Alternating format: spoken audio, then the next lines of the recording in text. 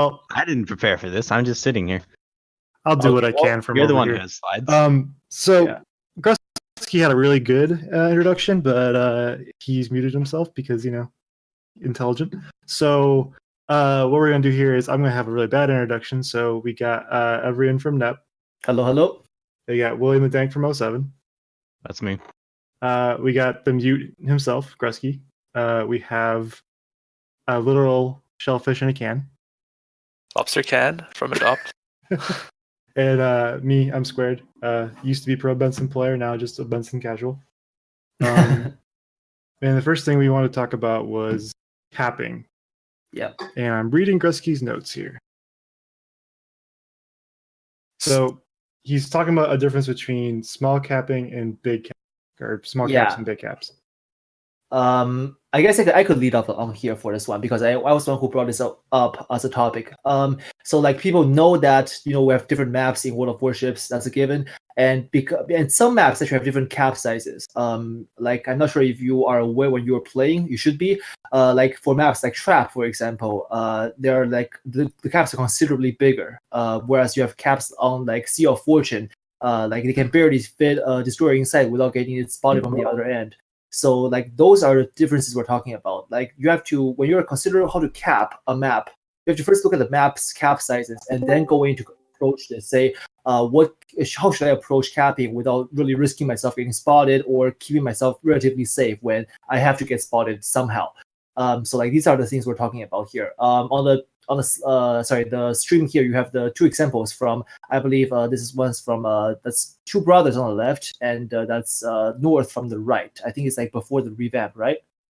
Yeah, my microphone is working now. Windows literally updated itself. I did run a check beforehand and changed my drivers, so we're good now. Yeah, like you can see from the size on the like the comparison by the sheer comparison itself, the difference is very obvious. Like the right one, it obviously is a lot smaller than the Two Brothers one, which is usually bigger because of the map size, I think as well. Wait, no, sorry, the map size doesn't matter, but like the general play area of the ships. So yeah, so that's the first thing I want to make note of. And does anyone else have anything to add? Yeah, I was saying earlier, the general rule of any ship really is having an exit plan. Whether you're a battleship pushing a cap or whatever destroyer has to focus that on the most of any of the other ships, you have the smallest amount of health pool, the smallest amount of armor, the most fragile ship. So being ready to have the quick exit, and the examples I chose here aren't always really the best option. These are just kind of examples. This won't work every single game, but you have to read the map of what's going on, where your team is, how they're set up, what the enemy team has, and think of how your quick exit is. And these are two examples that I've done in the past where I will loop around that island there on Two Brothers, the quick exit. That way if I get radared, spotted, I can just move down further behind the island straight to cover. And in this example on North, I can just curve right around that island and hopefully get to cover. But again, every game is going to be different. That won't work every single time. I've tried doing that same strat every single time, and sometimes it works, sometimes it does not. So read the map and the situation. Having an exit plan must be the single most important thing in this entire game. Like, knowing the difference between a big cap and a small cap is really important. If you look at that cap on North, that cap is tiny. And if your game plan involves running into that cap first thing in the game, you do not have an exit plan. Your exit plan does not exist. Right. So any old schmuck with a radar can just walk up and ruin your entire day. And you're just asking them to do that by hopping into a cap at the center of the map. Whereas on something like, what was it, Two Brothers? Is the other one on the left? Yeah, Two Brothers. You can just kind of slide in early and not have to worry about it because the cap is so large that anyone who's going to walk on in, you'll know that they're there. And you can just walk away. You don't feel too good about the situation. It also affects like who's going to actively come at you with radar. Like if it's a smaller cap, maybe a Russian radar can cover the whole thing. If it's a larger cap, they can't cover. They have to be almost in the cap to cover the entire cap circle with their radar. So they have to expose themselves more. Less likely to do it maybe at the beginning of the game. It's fine. I fucking love thinking that through, and then some fucking fuck by Worcester charges the cap 2 minutes into the game. And I die anyways. How many times have you died to someone just throwing their life away trying to kill you? Do you want me to actually count? No. So, this is Matsukaze DD from what was formerly YIKES and is now switched names several times. What are you guys now? Fuck if I know. Jesus. Issue. You guys are issue now. Do I have to keep track of your name for your clan? Oh, did we not rename yet? Oof. Sick. I thought we Yes, renamed you know. again. No, we didn't. Right. Yes. Okay. Yeah. So the other biggest mistake I see players make, and I've made this mistake several times learning, is smoking broadside in a cap, or just even smoking before you were spotted. The first thing people do often is run into a cap and just hit the smoke key and just sit there before they even know they're being contested anything. You're basically just putting a marker for another destroyer that says, send a wall of torpedoes here. Or not only are you not keeping yourself hidden by doing that, you are actively giving the enemy team more information on where you are and what you're doing when you do that. And you are also actively hurting your chances of surviving and blocking your line of sight when you hop into cap and press smoke. Just let the Shimakaze fucking torp your smoke. It's fine. So you're not going to be spotting cruisers, battleships, other destroyers. And often, if I'm a radar ship and I see a destroyer doing that, I'm going to hit that radar button because I know exactly where if you're going to be in my distance or not. Oh, you're not just going to hit that radar button. You are going to swiggity on right on in as close as you possibly can and then hit the radar button. Yeah, that's it. When you are like 5 kilometers away and you are going to smash them. And then use Hydra afterwards. It's going to be disgusting. Even better, if that radar ship is in a division, they're going to be telling every single one of their division mates, I'm going to hit the radar in 10 seconds. You all turn your guns and be ready. You better believe that we be telling people that we're going to radar that bitch. Uh-huh. Yeah, I mean, each and every one of us here have done it before. Like, which is like, yeah, radar in 3, give me all your gun firepower right at a cap. I want to fucking destroy dead within seconds. And chances that yes, my clanmates will oblige div-mates, because like they want the same thing as I do, which is the destroyer dead on the other side. Exactly. So smoke, don't just run in there. Smoke should really basically be used for 2 things as I see it: disengagement, and if you have nothing else going on, you can use it as cover to farm battleship damage, or you just sit there and shoot battleships at the most. But even then, could be situational. It's also highly valuable to use it after you get torpedo hits to get follow-up fire damage. Definitely. Exactly. So make sure you're using your smoke properly. The other something. I was gonna say something to think about when you're smoking up, and this is especially you see a lot of new players making this mistake, is they'll smoke up within obvious range of like a radar cruiser. Like you can't expect you can't plan for an unspotted ship. But if you see a Worcester at 9 kilometers, a MOSFET like 10 kilometers, and you smoke up, and they're gonna radar you. Like, don't sit within range of obvious radar cruisers and think that your smoke's gonna protect you. I see a lot of people leave it at tier 10 Shimakazes, smoking up when they get attacked at like 10 kilometers by a MOSFET. Especially Shimakazes, by the way. Especially Shimakazes, because they don't have a lot of offensive options besides dump torps and run. And that smoke, it's not going to buy you much against a radar cruiser. Yeah, and also one more thing about the smoke is that like even if you do sit in smoke and start farming BBs, which tend to be the playstyle for like Akitsuki, Harugumo, the especially the gunboats, you don't want to be sitting perfectly still when you know there's like or anticipate destroyers to be torpedoing the smoke. Especially because when you have such like large hulls, you also have very slow starting up speed. Like it takes like forever to get yourself back on track again. And if I play Fletcher a lot, and if I see a Harugumo or Kitakaze, or any one of the 3, we call them ducks like collectively now because of Aki Duck. Like if one of the ducks slow down and smoke up, I'll just dump torps that direction, and I'll be on my merry way. And like cool guys don't look at explosions. Like 1 minute later, boom, devastating strike. That's about like the end of the story. So don't sit broadside towards where you think torps are going to be it in smoke or out of smoke. Like you always be ready to angle. I think we can generalize this and just saying, understand smoke makes you invisible. it does not make you invulnerable. You still need to be keenly aware of what can do something to you when you're sitting in a smoke. Can someone get torpedo angles on you? Can someone get within range to radar you? Yeah. Or any a number of other terrible, terrible things that can happen to a destroyer. Yeah. The very basic tip here is, if you're going to sit in smoke, make sure you're pointing to where the likely angle for torpedoes is, or away from it. That's actually more. Yeah. Probably preferably away from it. Yeah. Like if I were to be like say capping in this capping this cap circle on the screen right now, I would actually instead of facing towards the east, I would actually face towards the north. Like once I get in the cap, I like do a 3-point turn and get my ship around. So if I do get radared or a destroyer decides to charge me for whatever dumb reason, I can start kiting away and be on my merry way when he tries to fire at me, get himself spotted, and I'll be kiting him. My teammates are behind me, ready to support. Like all of that delicious stuff when he is going to be in a more disadvantageous position, and I don't have to be as afraid of torps as I would do. So yeah, and the whole thing too is exit plan. If you point north here, you have this little bit of space and you get to this island. So if you're radared or hard spotted, once you get to there, you're relatively safe.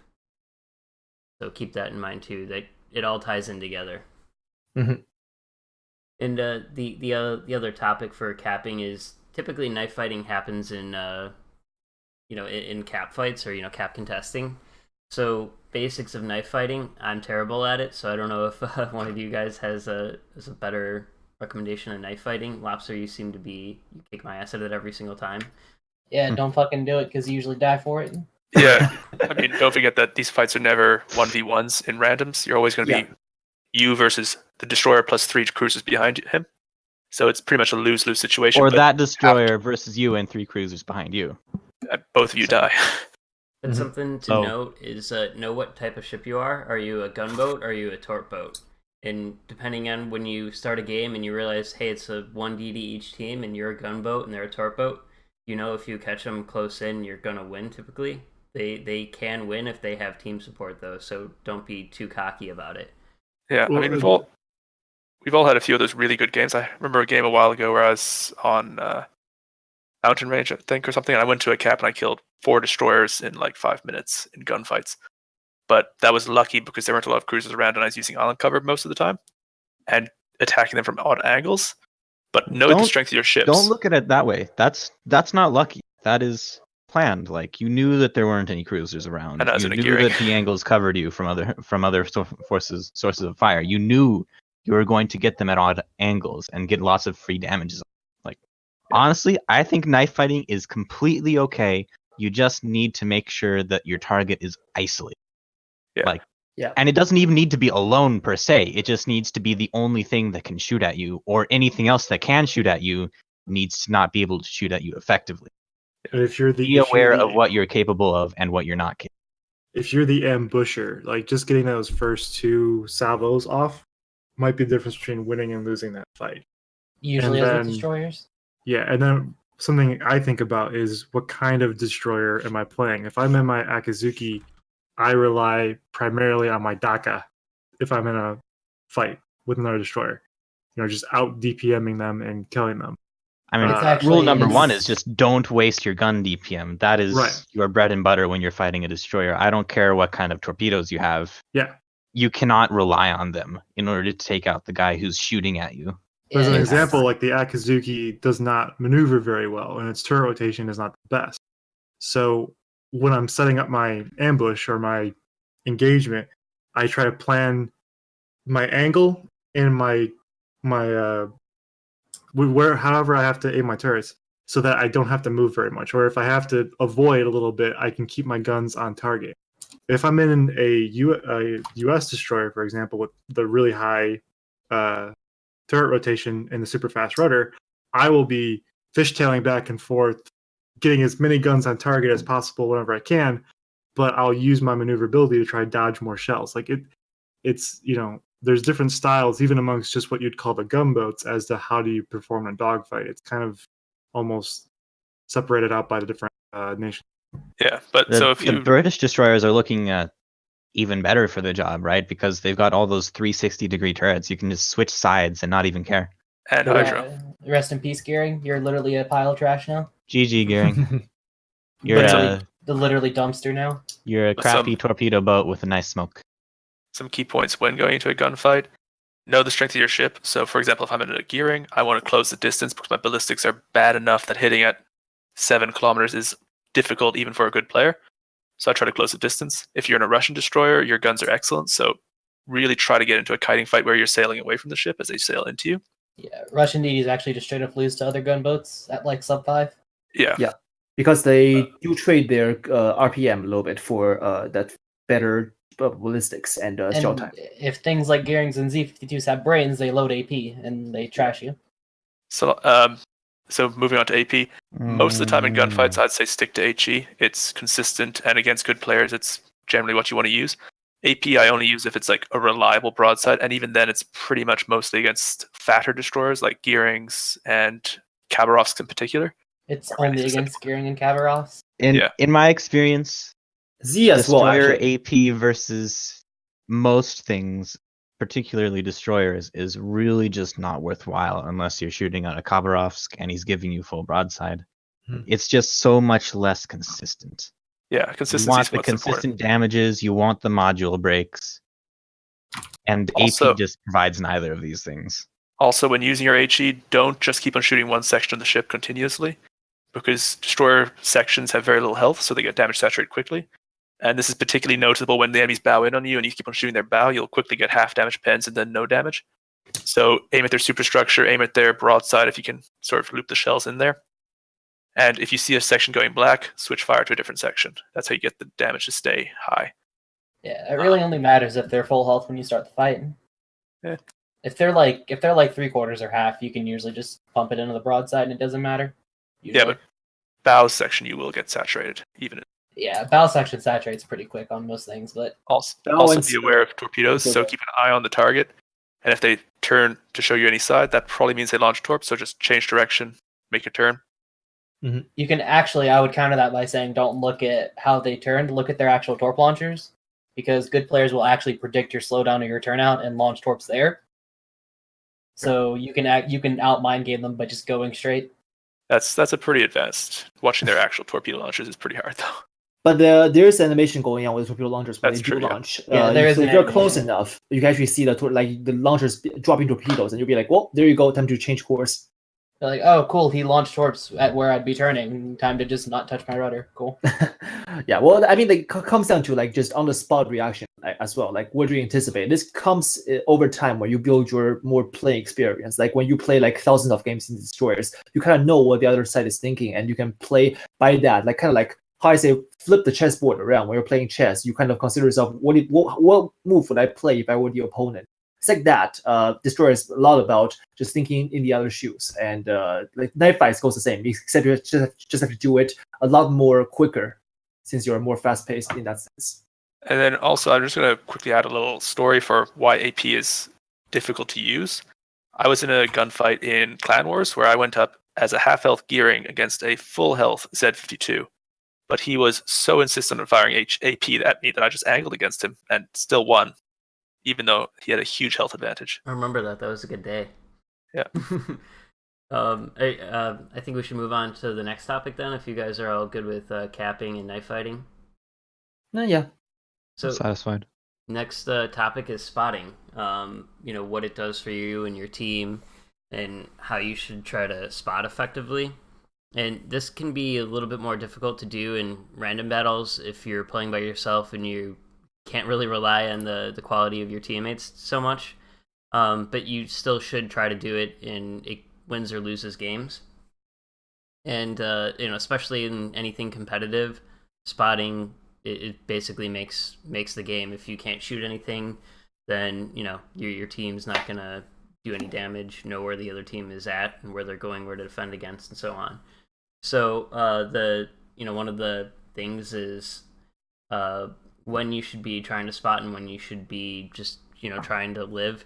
Obviously, if you're doing something like clan battles or any competitive team mode, you usually have assigned a role with your team. Your team should be making a plan of what your goal is to do, and then kind of move on from there. So later on in the game, obviously you want to be calling out priority targets. If there's a target you see, like say for example a Zao that only has 3,000 health left, and you know the Zao's concealment's probably 9.7 kilometers. And if you're, say, at 9.6 right now, you should probably trying to be turning into it to keep it spotted so a cruiser or battleship can finish that ship off. Just paying attention to, you know, important targets like that can really win your game, because that Zao could get away and then heal up and could be a big threat to you, especially, you know, Zao's rail guns on a DD. It hurts a lot. Priority one for any ship should just be to live. Exactly. Honestly. And DDs are really good at living, unless you fucking YOLO into a radar like an idiot. Yeah. Also, like, depending on how do you play a game, like spotting versus detection, like spotting versus survival, like Gruzky mentioned here, it also has to come down to, you know, what kind of ships are on both sides. Say, for example, in a standard random battle, like let's say you have 2 destroyers on each side. Okay, that means like 10 ships that are not destroyers on each side. That means you outspot 10 ships at least, which is, hey, you know what? This is going to be a lot easier for me to play, since I can safely bet that there's not going to be that many torpedoes or stealthy destroyers running around to spot me as well. Whereas consider alternatively 5 destroyers per side. Now you'll be like, oh boy, no, like I could get spotted just in the dumbest of times when you know, like someone decides to rush me, or like just there happens to be one more destroyer on this flank. Like those kind of things are what you want to take into account of too. Usually speaking, like I would say 5 destroyers are harder to play than 5 BBs, because we've all learned how to play 5 BBs. But when stealthy ships like destroyers just keep you constantly spotted and constantly on alert, that kind of disrupts your entire playstyle a little bit too much. So my advice for you is to first of all adjust your playstyle based on what is present. Because no matter what kind of advice we give you today, it's about you taking that advice and adapting to your playstyle. And what you should be doing for that is to, of course, keep checking the tab menu and adjust based on the game. Another thing is, if you see a radar ship and he radars you, once that radar's out, make sure he doesn't go unspotted. You've got about 2 minutes of safety when you can keep him spotted and try to get him killed. My favorite. Yeah, exactly. You know, obviously make sure you have someone kind of backing you up on your team, though. You don't want to just run out after, you know, a cruiser on its own to go just spot him for the sake of spotting. F3 is your best friend. Hit that. Well, actually, target. I would counter that by saying a lot of times, especially cruisers, they don't like being spotted constantly, and so you'll often force them into a position where they're pretty useless for the rest of the match just by making them paranoid. True. Yep. So with spotting, that's not saying to go chase them into like J1. Yeah. Oh, I've done that before. I was just gonna say, like, I've chased 3 Zaos into J1 before. I mean, we've done it in like clan battles when it's actually necessary sometimes, but it's usually not necessary in randoms. But it does happen occasionally. But that's like the time where you can really realize, oh my god, I really have such a dominance with spotting and in the match with how I play. So yeah. The other big thing about just spotting in general is knowing your detection range. You know, so what distance you will be spotted by another ship, and immediately hitting tab at the beginning of a game and seeing the other destroyers on the other team, and knowing most of them, you know, which ones will be able to outspot you, and you can sort of, you know, use that to your advantage as well. Hitting tab and constantly knowing what's still alive should be like something you do from game 1. Exactly. You can kind of generally tell where they've been or where they're going to be later on in the game. If nobody's noticed it, you can hold control, and there's little gear icons above your minimap, and on there you can select, was it like last spotted location or something of a ship? Last known location. Yeah, last known location. And also ship names on minimap. And ship name. Yeah. Mm-hmm. So you can see a little destroyer icon, and it'll be gray. And never play without them. Yeah, that's so important. It amazes me how many people still don't have that, because it's the freest information.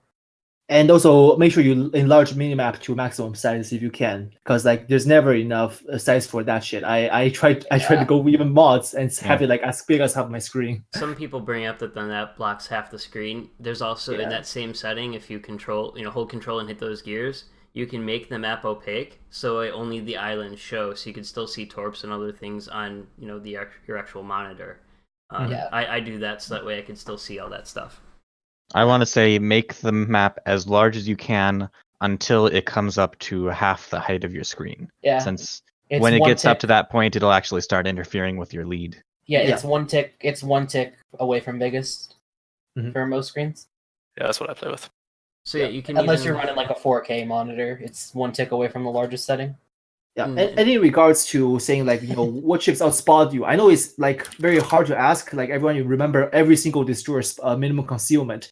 But it's actually okay to remember the lines. Like what are the average expected concealment of each destroyer line? Say for example, if you are IGNDD line versus let's say the torpedo or hybrid line of the VMF, the Russians, like you obviously can tell that Shimakaze is going to be, if you don't know which ship is more stealthy than the other by default, you should be able to tell like, IGNDD has better concealment, therefore Shimakaze should be having better concealment than Grozavoy. So like using that kind of like gaming sense, you just remember each line by their average or expected concealment. You should be able to have a good sense, even if you haven't seen what the exact concealment of one particular destroyer is. And like especially when the Royal Navy line is coming out soon, and every game I've seen having people asking, what's Jervis's detection, what's Lightning's detection?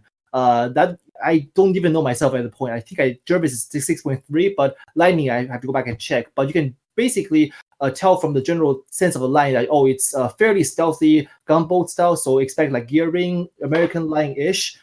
So that's how I get a sense of it. So I advise you to do the same by just remembering how each line differs from the others in terms of concealment. Meanwhile, speaking of memorizing things, do memorize radar ranges. Yes. There are not that many radar ships in this game. You can memorize them all. In fact, Russian radar is 11.7 always. American radar goes up by half a kilometer per tier, starting at tier 8, 9 kilometers. Mm-hmm. There you With go. some outliers.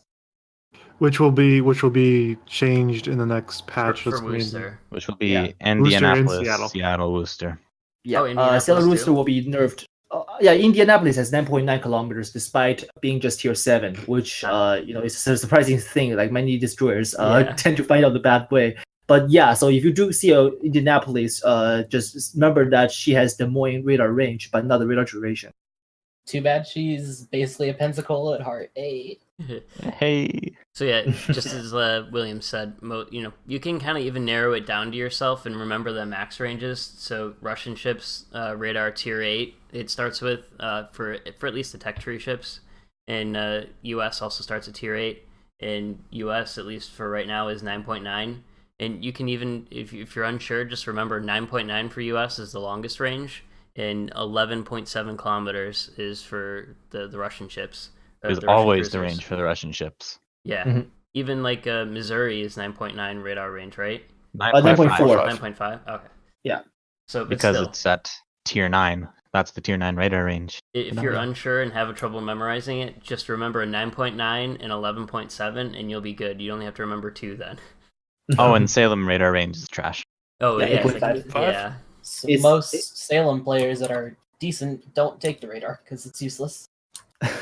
Hydro is literally. Don't tell that to Dolphin Princess. I will tell the Dolphin Princess because he's also an idiot.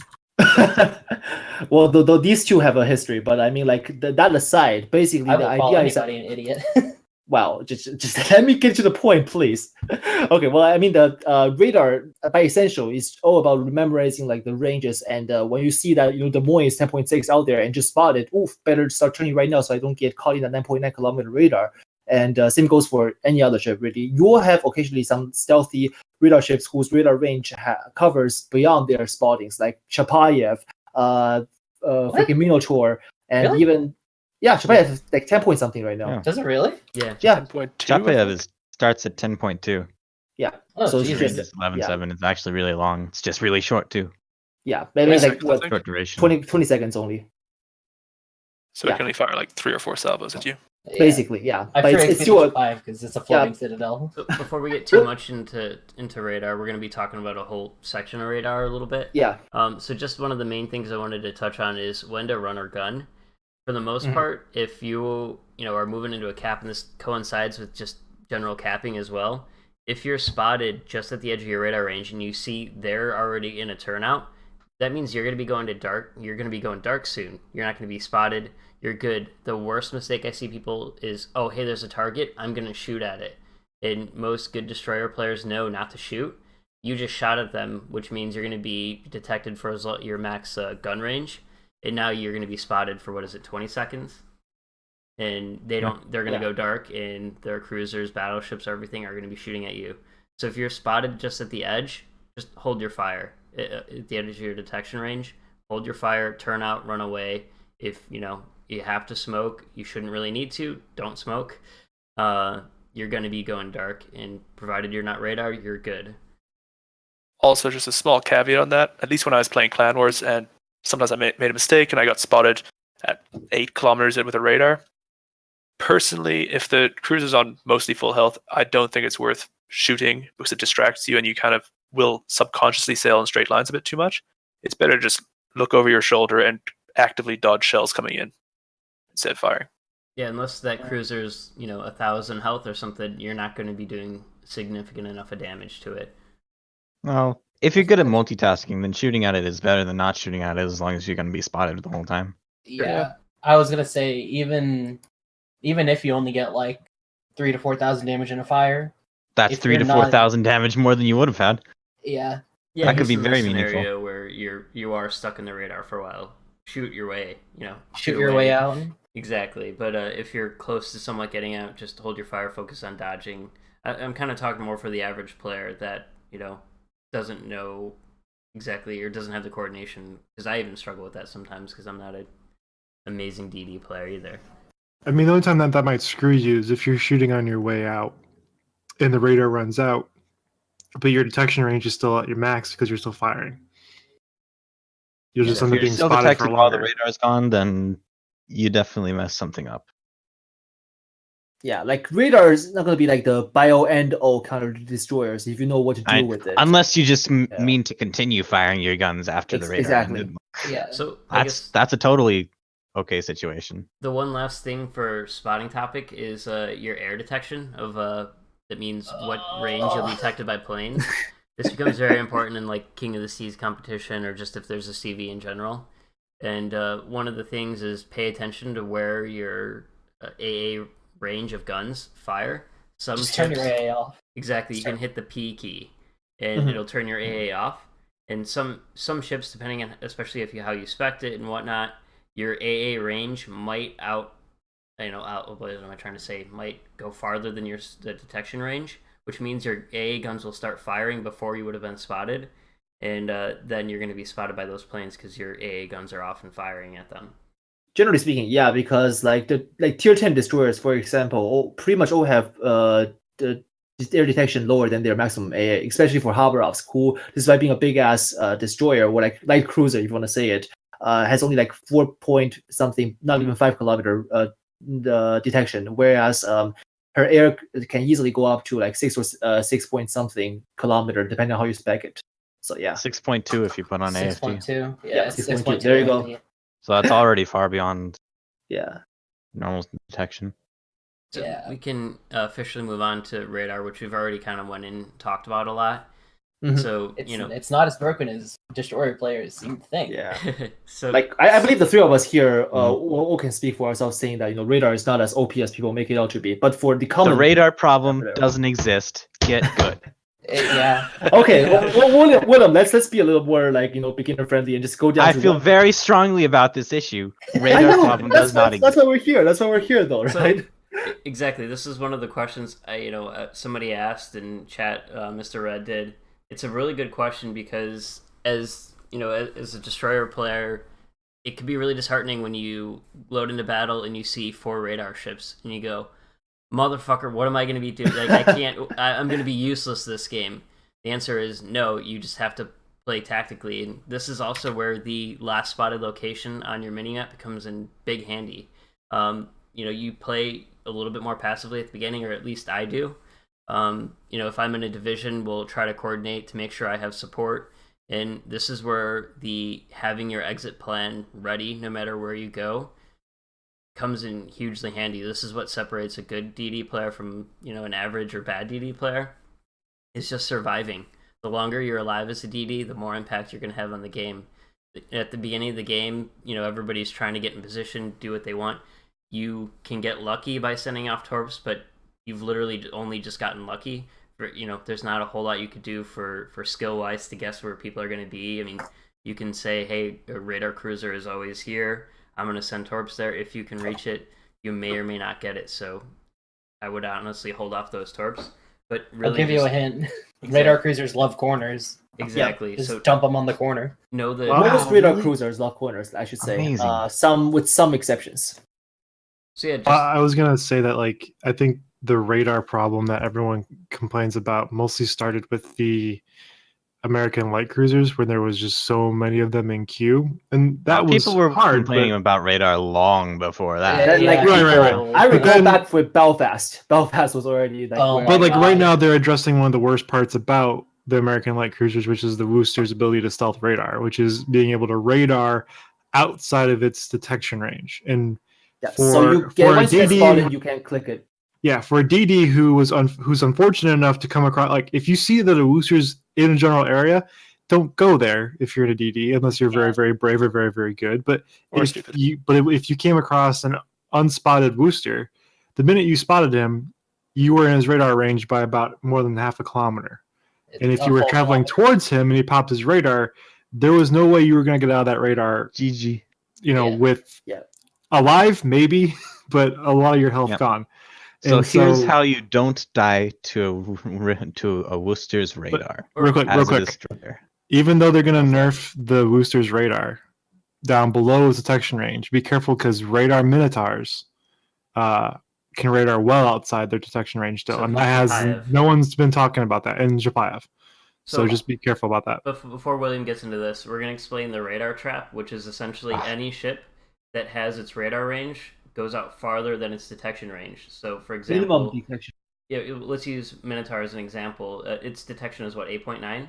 Yes. So it's spotted at 8.9 kilometers, but its radar goes out to 9.9 kilometers. So it has a whole kilometer of radar gap from when it's spotted.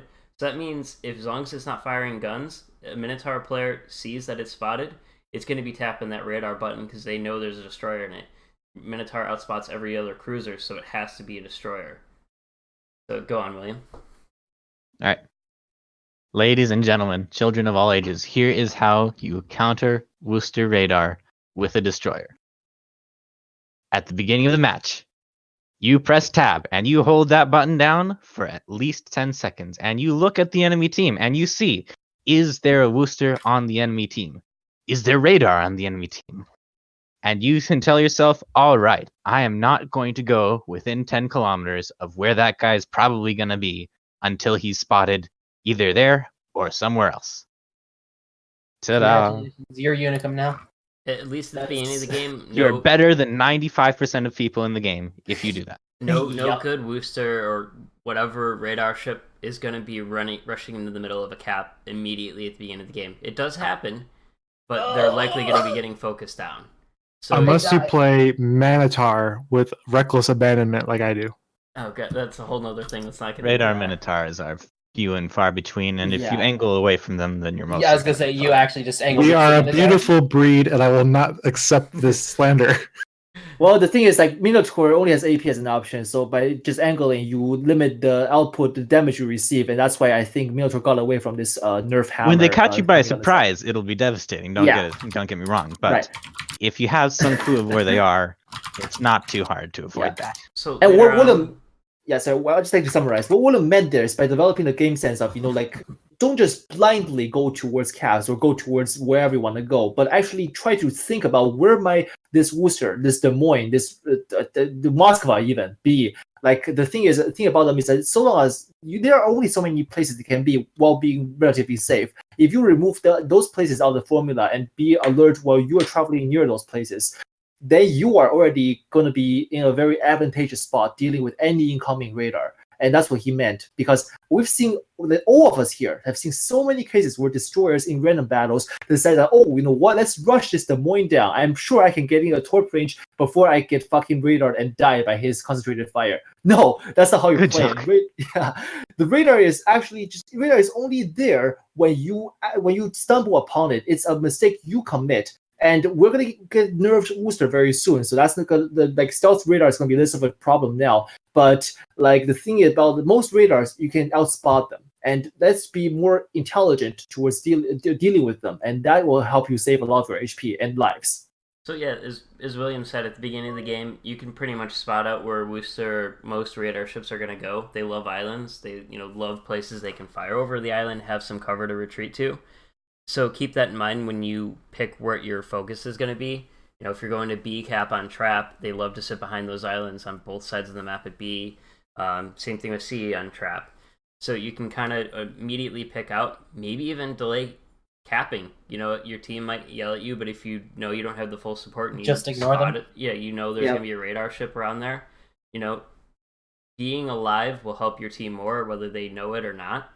And this is like later on in the game, you know, after the initial start of the game happened, you know, you're wondering, okay, well, how can I avoid radar? I've gotten my cap, my team's moving on, I'm trying to go support them, spot, do whatever I need to do to help my team. How do I avoid the radar trap then?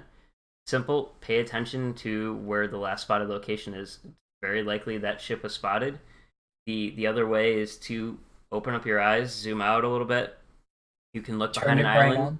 Look for the rainbow. Exactly. You will literally see a rainbow of shells flying from behind an island. You can say, that's probably a Wooster, that's probably a Minotaur, whatever it might be. Let's not go within 10 kilometers of that. Exactly. And then you can kind of even guess, oh, okay, right now that ship's at B cap. Maybe I should go to A cap, you know, because their whole team's over at A cap. I'm going to go get some spotting. But if you look over at your team's side of the map, they're pushing through C and pushing that Wooster and the rest of their team back towards A. Meaning they're going to be going towards A as well. So just pay attention to things like that. You can pretty much see how it's going to turn out for you. You know, again, pay attention to where the Wooster was last spotted. Every single time I've gotten killed by radar or, you know, out in the open or whatever it might be, it's because I fucked up. You know, just that simple. I think it comes back a lot to those big caps, small caps that we mentioned right at the beginning of the stream, right? Radars can cover all of a small cap. Radars can usually not cover all of the big cap. So if you're on, say, what was it, Two Brothers again?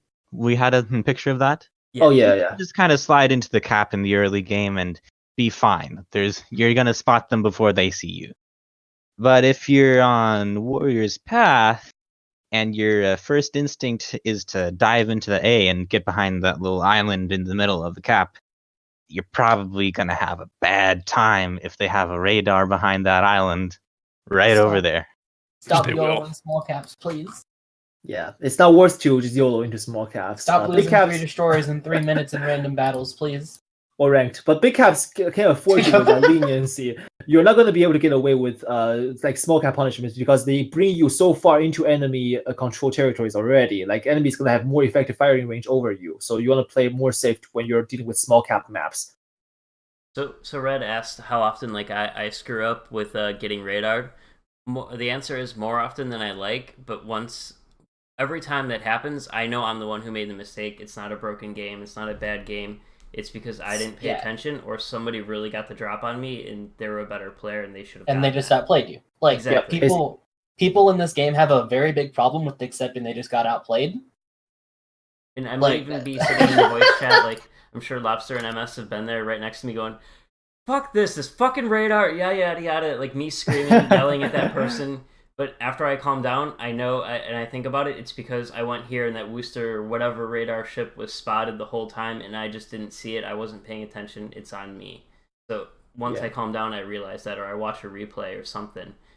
Also, I think I'll just jump in. William's probably going to call me a scrub, but when I was playing DD in the first season of Clan Wars in particular, and also the second season, I often got radared 4 or 5 more times per game. But most of the time I was behind an island capping, and if I wasn't behind an island, I was at 9+ kilometers usually, so it's pretty easy to dodge Des Moines fire at that range. So what's the purpose that you're going for here, right? Are you just wanting to never be hit by radar, or are you wanting to never be punished by radar? Yeah, if you're behind hard cover, then you're behind hard cover. Yeah, and like they can radar all the time they want, but if you're behind hard cover and not as long as you're prepared to stay behind that hard cover for a long time, then you're fine. As our DD player says, he hits the rock and he lives there, and then he usually just leaves the game. Welcome to your clan battles. But isn't that what happened? That costed you the season last season, Amasu? No, that cost us because he literally DC min-matched to ZR. Ah, wait, so he was not behind hardcover. He was, but ZR, he DC'd long enough for ZR to get around and kill him. Rip. Okay. And that cost us the season. Hardcover isn't always going to stay that way. Exactly. Hard cover doesn't work when the Zao. And they'll get around it eventually. Just because you have hard cover, whether it's random battles or clan battles, especially clan battles or competitive, they're gonna have a coordinated team saying, "Hey, there's a radar behind this there's a DD behind this rock. We know that DD's gonna be there. Let's have a ship from the other side of the map flank over. They're gonna get shots. They're gonna coordinate their radar with their radar ship. Radar ship will hit the radar button, and the other ship across the map will hit them. So just because you're behind an island doesn't mean you're safe. Same thing for randoms. I always try to pay attention to that. There's a little less communication with randoms, but I can kind of look like, take a hotspot for example. It's both in clan battles and randoms, where C-cap is. A lot of destroyers like to hide behind there in both game modes. And if I'm over at A and say I'm in a Zao in either game mode, I see there's a DD and I have nothing else to shoot at, especially, or there's no higher priority targets, I'm going to be turning my guns, popping that spotter plane if I need to, and shooting that destroyer. So just because you're behind an island doesn't mean you're safe. Usually, spam pinging the map and calling your teammates idiots to shoot the DD works. But hey, Kamikaze technique. Hitting F3 on a priority target does help too. So hey, that's most of the reason why I'm like on chat ban fucking 35. So, do you guys have anything else you want to add for radar?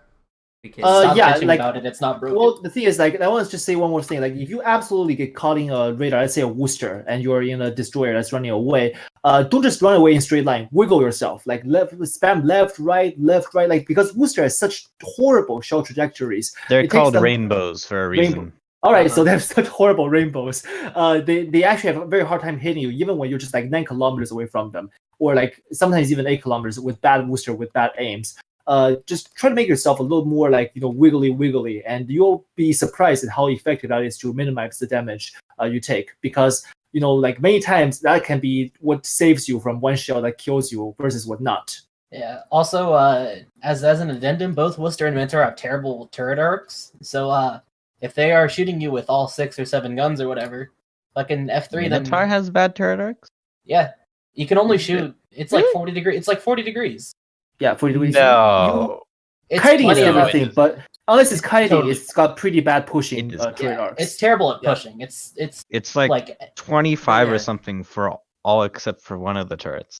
Yeah, the second turret in the front. I think the main point is hit F3 on the hit F3 and hope your battle. Yeah, and hope your battleship players. Exactly, especially in clan battles, or if you have div mates, tell them, hey, I'm being radared by the ship, likely, can one of you, shoot them, whatever you need to do. Make them pay for using that radar, at the very least. Tell your battleship players to put down the glue sticks and start firing the guns. Yeah. Tell them to stop, shooting the Conqueror at 18 kilometers and shoot the Worcester at 12. So also load AP. Yeah. So we can move on to our next topic of Torp boat versus gunboat. There's a big difference here, in your play style should be very different.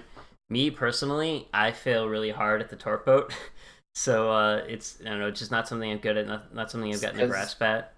It's because Torp boats are trash. Yeah, I personally don't like the play style. Yeah. I know other people that do. No, they're just objectively bad now. Well, the thing is, torpedoes are very unstable, inconsistent source of damage, and that's why even if you're a god tier Torp boat player, you still have one game where you're 10k damage, and one game you're 180k damage, and you'll be what the hell's going on? Until they fix ceiling, if you're playing with torpedoes only, the skill ceiling is not very high. Yeah, it's pretty damn low once you figure out what you're doing. Yeah, until they remove torpedo random dispersion, yeah. Yeah, and what you see on the screen here is actually a little chart, I'd say, a line chart I've drawn to visualize the kind of play style. We don't mean by, if you're a Torp boat, only use Torps, versus your gunboats, forget you have Torps. That's not how we're getting at here.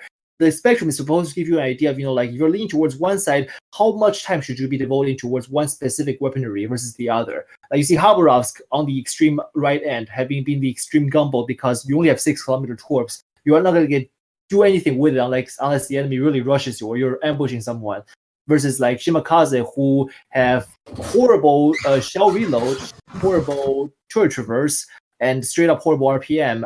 You don't really get much out of your guns. Your Torps are still going to be your bread and butter to win the game in the end of the day. So that's how you differ. And everywhere in the middle, which is more where most of the DDs gather, from Gearing to Harugumo, you see them having more hybrid style of gameplay.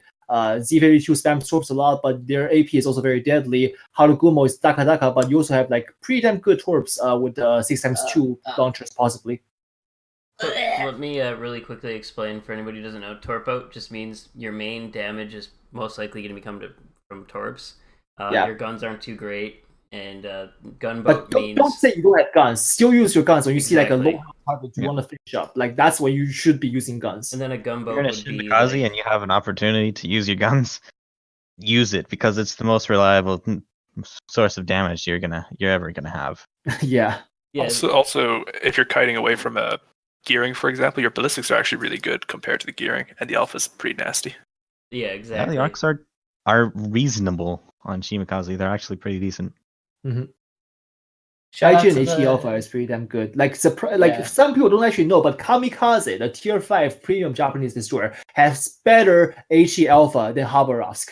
Really, go check it out yourself. I'm not joking with you. Yeah, isn't it like 2,000? 2,000, yeah, you're right. Like 2,000. Wow. Yeah. The reload is 10 seconds and it's only got pre-nerf. 4 of them, but it packs a bit of a punch on it. Yeah, it's because the Kamikaze has the pre-nerf guns or something. So I guess to kind of talk a little bit about Torpo, your main, your main goal is to get damage from Torps and cap. Typically, Torpoats have better concealment than the gunboat versions. I can't think of a case where that's reversed. Like Shimikaze has some of the Daring may be one of the examples to look out for, but Daring is a hybrid, I'd say. Daring's not final. It's not completely finalized. Daring concealment got nerfed. It's on about the same level as like Graz and Gearing now. Yeah, well, the thing still is that the Daring is going to be like a fairly stealthy destroyer, like sitting somewhere between Gearing and Shimakaze. So overall, like the general taste as we describe it is still going to remain the same, but Daring will be an interesting exception to look at. So one of the main things about a Torpo that, for the really new players that I didn't know for a while when I first started playing DDs until M-Squared pointed it out to me, is that gray line you see when you're torpedoing is the prediction of where that ship will be, where you should aim your torpedoes if that ship does not change direction or speed. That is not something you should completely rely on. Most players will know they should be changing direction, especially if they're in any range of a destroyer.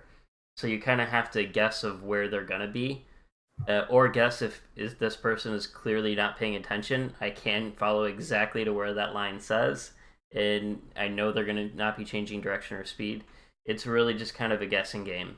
You've been that battleship that runs into a wall of torpedoes because you realize you have not hit the A or D key at all, and you've not changed directions, you've not slowed down, and that's your fault.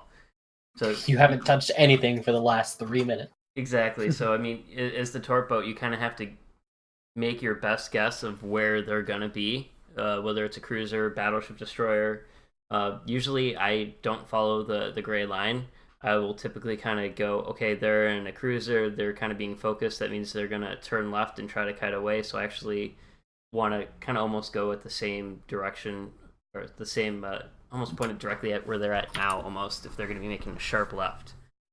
Yeah. Also, Gruzky, I linked a guide and pinged you for it, but I'll just give some very good points that I picked up from it. One is, if a ship is sailing away from you, you should have the vector of their movement on your map, that line that goes in front of their ship, and if that intersects with your aiming line from your ship, outside of your torpedo range, your torpedoes aren't going to hit, so just don't fire them. Yeah, very good point. Also, know what you're aiming at. So look at the player. If he's a good player, like a Unicum, they'll probably be turning continuously, dodging shells. Those turns make them go slower. So in that case, aim towards this target instead of towards the gray line. If they're a bad player, you can aim pretty much on the gray line if you see that they're not turning very often. Yeah. If you keep an eye on how your target of choice is turning and accelerating for a while, you can get a very good idea of what they're going to do between the time you launch your torpedoes and when they hit. Yeah. Also keep an eye out for terrain around them. So if you see the enemy ship sailing towards an island, they're probably going to turn to avoid the island. So expect that when you launch your torpedoes. Or also don't shoot your torpedoes at said island. Yeah. Because that happens. Pro tip. So yeah, I guess how do you kind of go and cap and do things as a gunboat? Or sorry, a torp boat.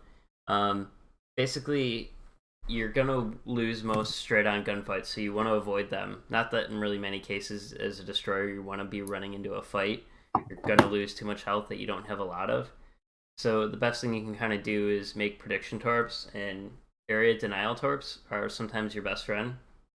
And what I mean by that is, depending on what cap you're at, again, I kind of go back to hotspot sea cap, where it has a lot of little islands in between. You can kind of guess where ships are going to be coming from, shoot your torpedoes in that direction, and typically if you don't hit a ship, they're going to at least know, they're going to be slowed down from getting towards you or getting close to you at the very most. So you might win enough time to just get the cap and get away, get out of there. But torps are pretty inconsistent overall.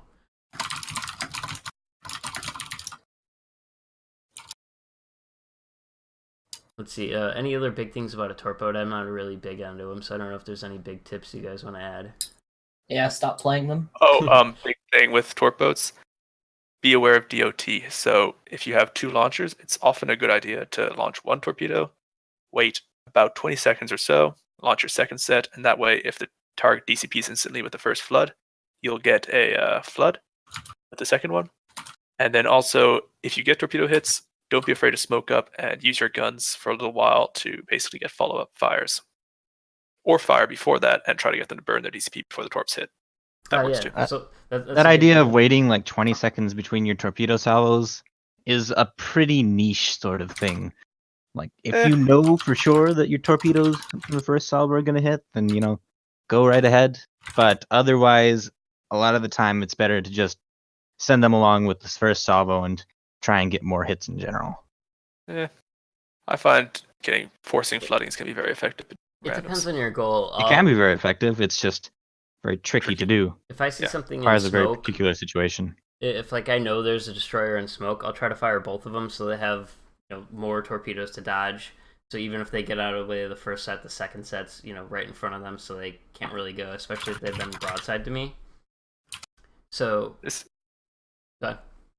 technique also works really well at low tiers, where, for example, Minikaze and similar ships have pretty short torpedo reloads, so you can continually offset your torps. The other thing I typically do too is if I know say I'm cap contesting, and I have 2 torpedo launchers, I know there's something, I might make like a predictive guess of where the destroyer is going to be coming from, and I'll only fire 1 tube just in case the other destroyer appears 4 kilometers away from me or something.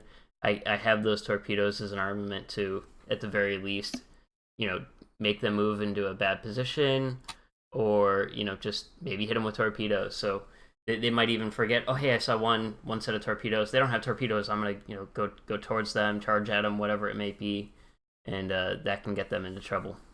You press W with the Sen Yang sitting in his smoke, and he shits himself. So I guess we can move on to gunboats. Most of everybody's favorite destroyer, I guess, the most played destroyer. So some typical gunboats just means, as a destroyer, you should have a faster reload of your guns, and you're going to be hopefully shooting from a long distance. You're not going to be closing in on people, just firing at 4 kilometers. You're going to lose, especially against destroyers or battleships.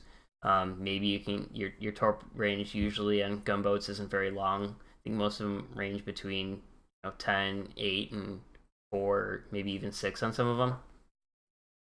So do we have any a pro Grozavoy or Haragumo players or anything like that want to kind of go into that a little bit more than I have? Because I've just started recently getting into Torp gunboats.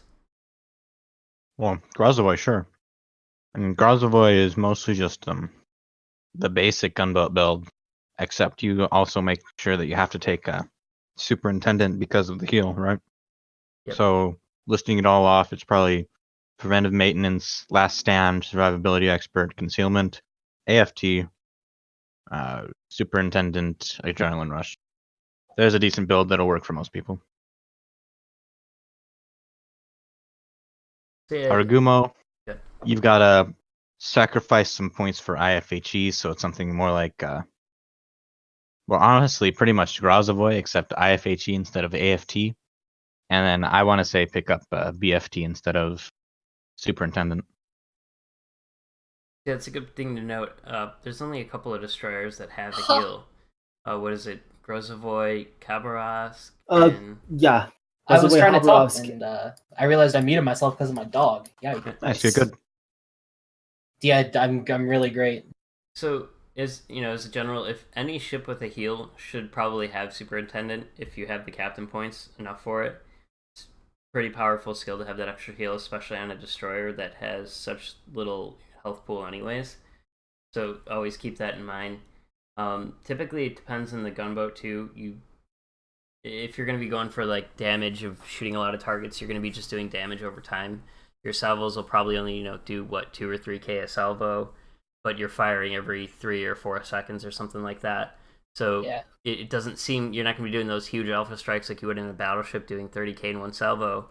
But over a minute or two of shooting, you're going to do a lot of damage, and you're going to have a lot of annoyed battleship players, and that's something to really think about. And especially like Grozavoy, I'm only on Udaloy, so I haven't fully gotten there, but I have AFT, so my range is somewhere around 14 kilometers, so I try to engage typically around between 10 and 14. I try to actually aim between like a 12 and 14 window, so I can have some maneuverability if they want to shoot at me.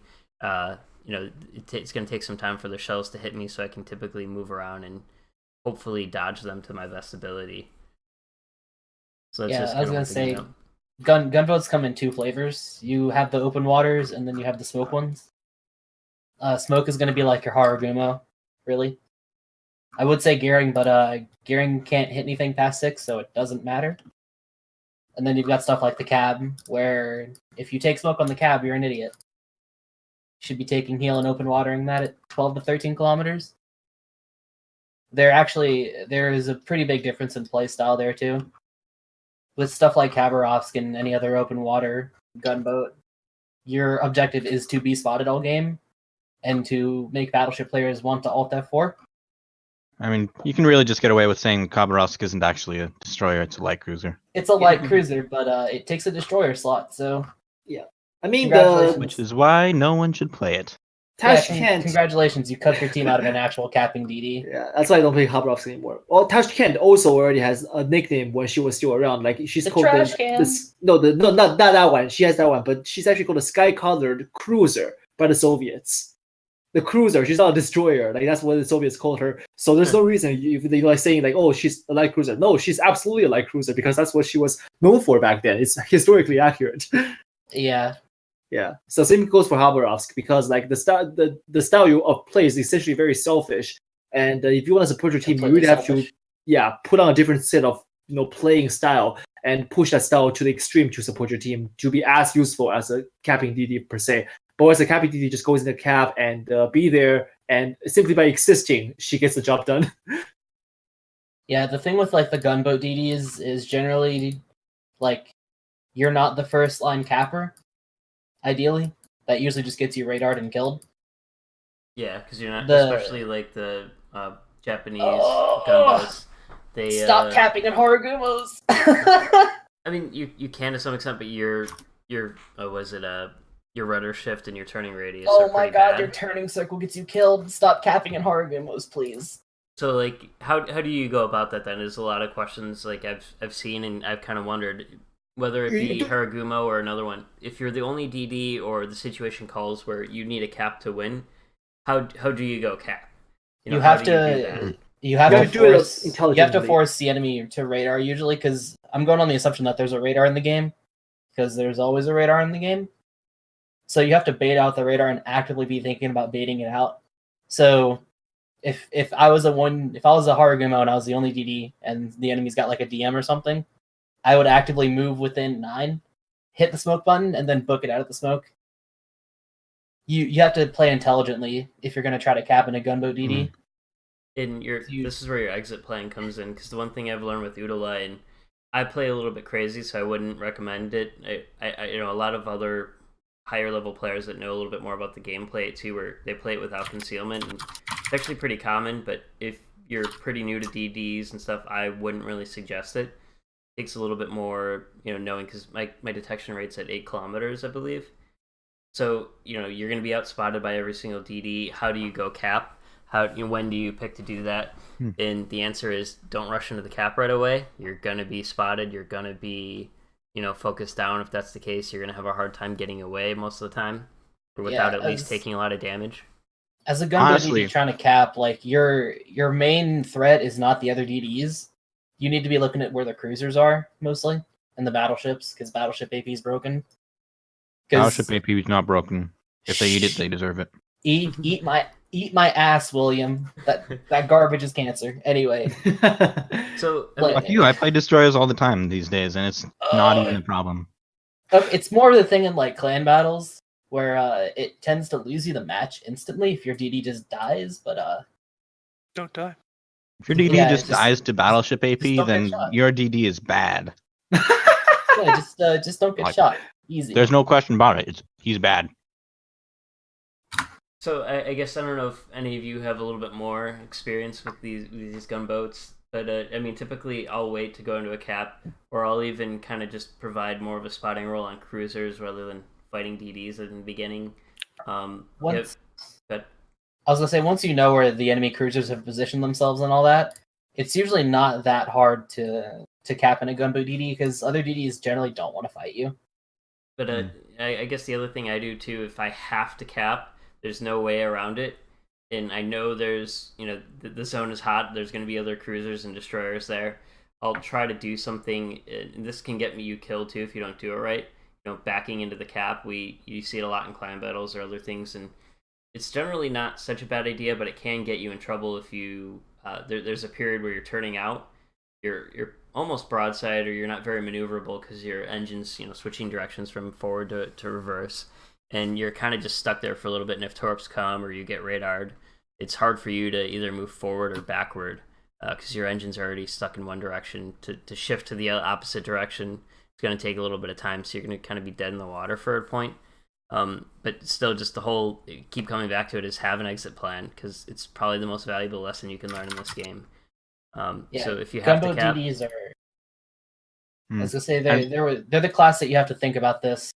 You can cap in any destroyer that you like, because one exit plan that always works for everything is there aren't any enemies that could possibly hurt me. Yeah, that too. Problem solved. Like, all the enemies on this side of the map are dead. Now I can cap. Or Problem they're solved. preoccupied. Or they're preoccupied with shooting something else. You can even try to pin out, like, say there's another destroyer in there. Say you're in a Khabarovsk, which I don't even know its detection rating. 9.7 by most players, though. It's 9.7 if you don't take concealment. So it's pretty bad. Mm-hmm. And a lot of people don't take concealment. So say you're that guy, or maybe even with concealment, I think it's still like 7 or 6 or somewhere around there. It's like 6.7 with concealment mod or something dumb. Yeah, so you're gonna be really? outspotted by Low? Either maybe way. It's like 6.9. Maybe it's like 6.9. It's like 9.7 with camo. Down another 10%, takes it to 8.8. Another 10% takes it down to 8. Okay, there you go. So yeah, say you're that Khabarovsk that it has a 9-kilometer detection rating, and a Shimakaze's in there, and say there's a Des Moines backing up the Shima, and actually it's 7.86. I just checked the fitting tools. Yeah. Oh, okay. Really? Yeah. So I guess still trash. Try to pick a position where that Des Moines either can't hit you, will have trouble hitting you, or if they want to hit you, they have to move to a position that is bad for them, where your team can shoot that Des Moines. That's the best advice I can give. Not all games are winnable, but be careful about the position you choose. Is the best advice you can have. Read the map. Or just wave your dick in front of his face and gun him down because you're a cab. Like, as a rule of thumb, in the first however long of the game that it takes in order to actually get things settled on the map, people are here, they're there. It takes 8 minutes at least 8 minutes. The best thing that you can be doing is killing things. Yep. Caps don't matter unless you need points, and you don't need points until the late time part of the game. Yeah, people have this. People have this they have this idea that you have to immediately cap points. Oh, we've got to get cap first, guys. We're gonna lose if we don't.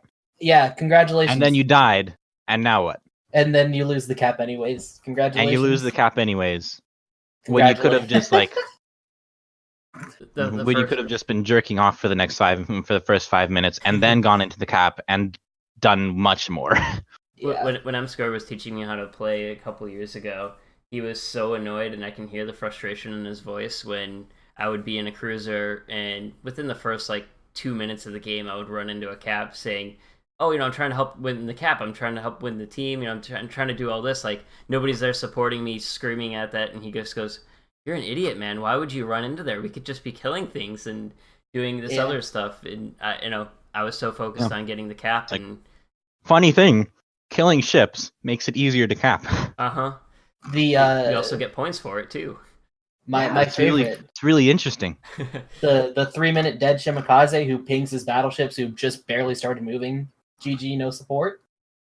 Oh yeah, that brings me up to another topic of typically you see a Shimakaze doing it, and it's the CV hunting. And oh my god! Don't do it. Don't do it. They'll kill you. Just don't do it. That's a thing. Whether you're gunboat, torp boat, whatever, don't hunt aircraft carriers. This is not World of Tanks. Aircraft carriers are outside of your rock, paper, scissors. And I guess best case scenario, you do maybe get the carrier, but you've wasted 15 minutes probably doing it. You've done 0 to help your team. You've provided probably no spotting, probably no damage. And easily most carriers will say, "Oh, hey, I'm being spotted by Shima. Let me just send some planes over there." Boom, the vast majority of the time, you're not even going to get the carrier. The carrier is going to send some planes over to where you probably are. And he's going to kill you. If he doesn't kill you, his teammates will be more than happy to take a free kill. Yep. Even if because his planes will just spot you the entire time. Don't do it. Even if you could possibly get the snipe, if killing the CV like that would win the game, then that CV is already good enough to see you coming and kill you. Yeah. You're literally achieving nothing. Because if you're trying, that will be the only thing you do. Even if you do succeed, it won't be helpful to the game at all. Bonus points for doing a Shima, which doesn't get def AA. So if he really wants to kill you, that hacker, you will shit on you. Or the midway. I mean, Jesus. And even a 12 TP midway. Say you set out the beginning. I've seen Lexingtons just casually wall drop destroyers and dev strike them. Stop doing it. Please. So, I guess, does anybody else want to talk more about gunboats or torp boats before we move on? I'll just add a different opinion that I tend to play a lot of hybrid destroyers, gearings, and other American destroyers primarily. And personally, I like to take caps quite early because after I take the cap, I can leave the cap and move somewhere else to do my thing. If they're giving you a cap for free, then they're giving you a cap for free, right? But when I cap, I'm very careful about it. If it's not going to be free, then it's probably not worth it at all. Yeah, I mean, I'm immediately willing to just run away if there's any kind of opposition there. Yeah. And I usually use cover. I'll back into it if I have to. Saying this as somebody who plays a lot with Lobster, whether you're in a 1-man, or a 2-man or a 3-man division, communication and spreading yourselves out. Every time he's in a destroyer, he'll say he's going to go for this cap. He's going to go, try to move into this spot to actually do the capping. I'm going to say, whatever ship I'm in, I'm going to go, okay, well, from this spot, I can shoot anything near you. I can be in a range to help you. You don't have to be, a Unicum player to just coordinate things and tell each other to do things. Just him knowing as a destroyer, I got his back if he gets, spotted by another DD. He's not going to be alone in that fight. He's going to have, Des Moines, Zao, whatever I'm playing in. He's going to have all that DPM immediately. He can just tell me without having to type in chat. Just say, hey, this destroyer is spotting me. Let's shoot him. And we both turn our guns and shoot at that destroyer. Everybody could do it. That's in a division that can talk. Do it. So I guess the other thing we're going to talk about is the different smokes of different destroyers before we move on. It's really only an issue on Grozavoin and Zed. Yeah, so at least for the longest lasting smokes is US. They last the longest, so they're best for smoking up a Wooster or smoking up a destroyer. They last a long time. Camping. Yeah, basically camping. Which only you shouldn't really do because torpedoes can be really bad. But if you got good coordination and you're both angled properly, you can pull it off. The other thing is, if you're talking about like Pan Asian DDs, they have a pretty short-lasting smoke, but it recharges pretty quickly. So you can kind of be using it to more. I don't know. I use that more as disengagement smoke more than just sitting there shooting and farming a battleship for fire damage. It'll just be okay. I want to go smoke up here because I'm going to be spotted. Maybe I'll shoot my guns for 30 seconds and then move on to the next spot. The other one is what am I trying to say? Like Perth smoke or in some what is it? Haida. I don't know if the Huangme. Yeah, some of the do the British DDs have this yet or no? I haven't actually. No, they have very short durations, like even shorter duration than the Germans. It's like 40 seconds almost. Okay. Yeah, 40 seconds, but it reloads in 70. Yeah, there are. It's like pre-nerf PA. So I think it's just Haida and Perth and Huangme that they have what I like to call the submarine smoke, and a lot of other people call it the submarine smoke, where you sit at 1/4 speed. It's got a long smoke duration, but it only lasts like 10 seconds or something. So if you're moving at 1/4 speed, you can be moving and still in smoke the whole time as your smoke pours out for a minute and a half or something like that. So again, those aren't really destroyers except for Haida, but that smoke does exist. So as a destroyer, keep that in mind. If you see a smoke slowly trailing across the map, it's something you can try to aim your torp spread ahead of that smoke. So that way, by the time your torps get there, they will likely hit whatever ship that is. Just something to pay attention to. Well, most of the time they'll have Hydro on, but it's never hurt to try. Yeah, if you have not a better target. The other thing is, if you hit torpedoes on a ship, say there's a Montana, you just hit 2 torps, he still got half of his health. The best thing you can do is smoke up if you can, or just maybe take a couple of pot shots if nothing else can really hit you and the Montana's guns are turned in the other direction. If you set a fire or two. I would prelude that by saying the most important thing after you get like half his health in flood is to make sure that he gets damage onto him. Whether that's with you smoking up and then using your guns, or whether that's your team going for the damage. True. Because if you smoke up and nothing's spotting the Tana but you, the Tana just leaves. Goes dark, yep. So that's a good thing to note too. Is fun way to get around that is to start shooting at him when you're not smoked, and then he shoots you, and then you smoke up, and then you can see him. Or you can use the OP map circle and see where he's last spotted. And thanks Wargaming. Fire. Yeah, thanks Wargaming. So that's one thing too, where there's that little circle on your mini map of where you're aimed at, where your guns will. Your shells will hit on the mini map. So you have to turn it on yourself though, just a heads up. Yeah, you'd have to turn it on I believe it's that same gear box above your mini map. If you hold control and click that, it's another setting. In that little mini map options menu, just turn everything on except like AA range. Yeah, because even in cyclones, that can really help you too. If there's a ship 8 kilometers away, or sorry, 9 kilometers, because 8 kilometers of detection in a cyclone.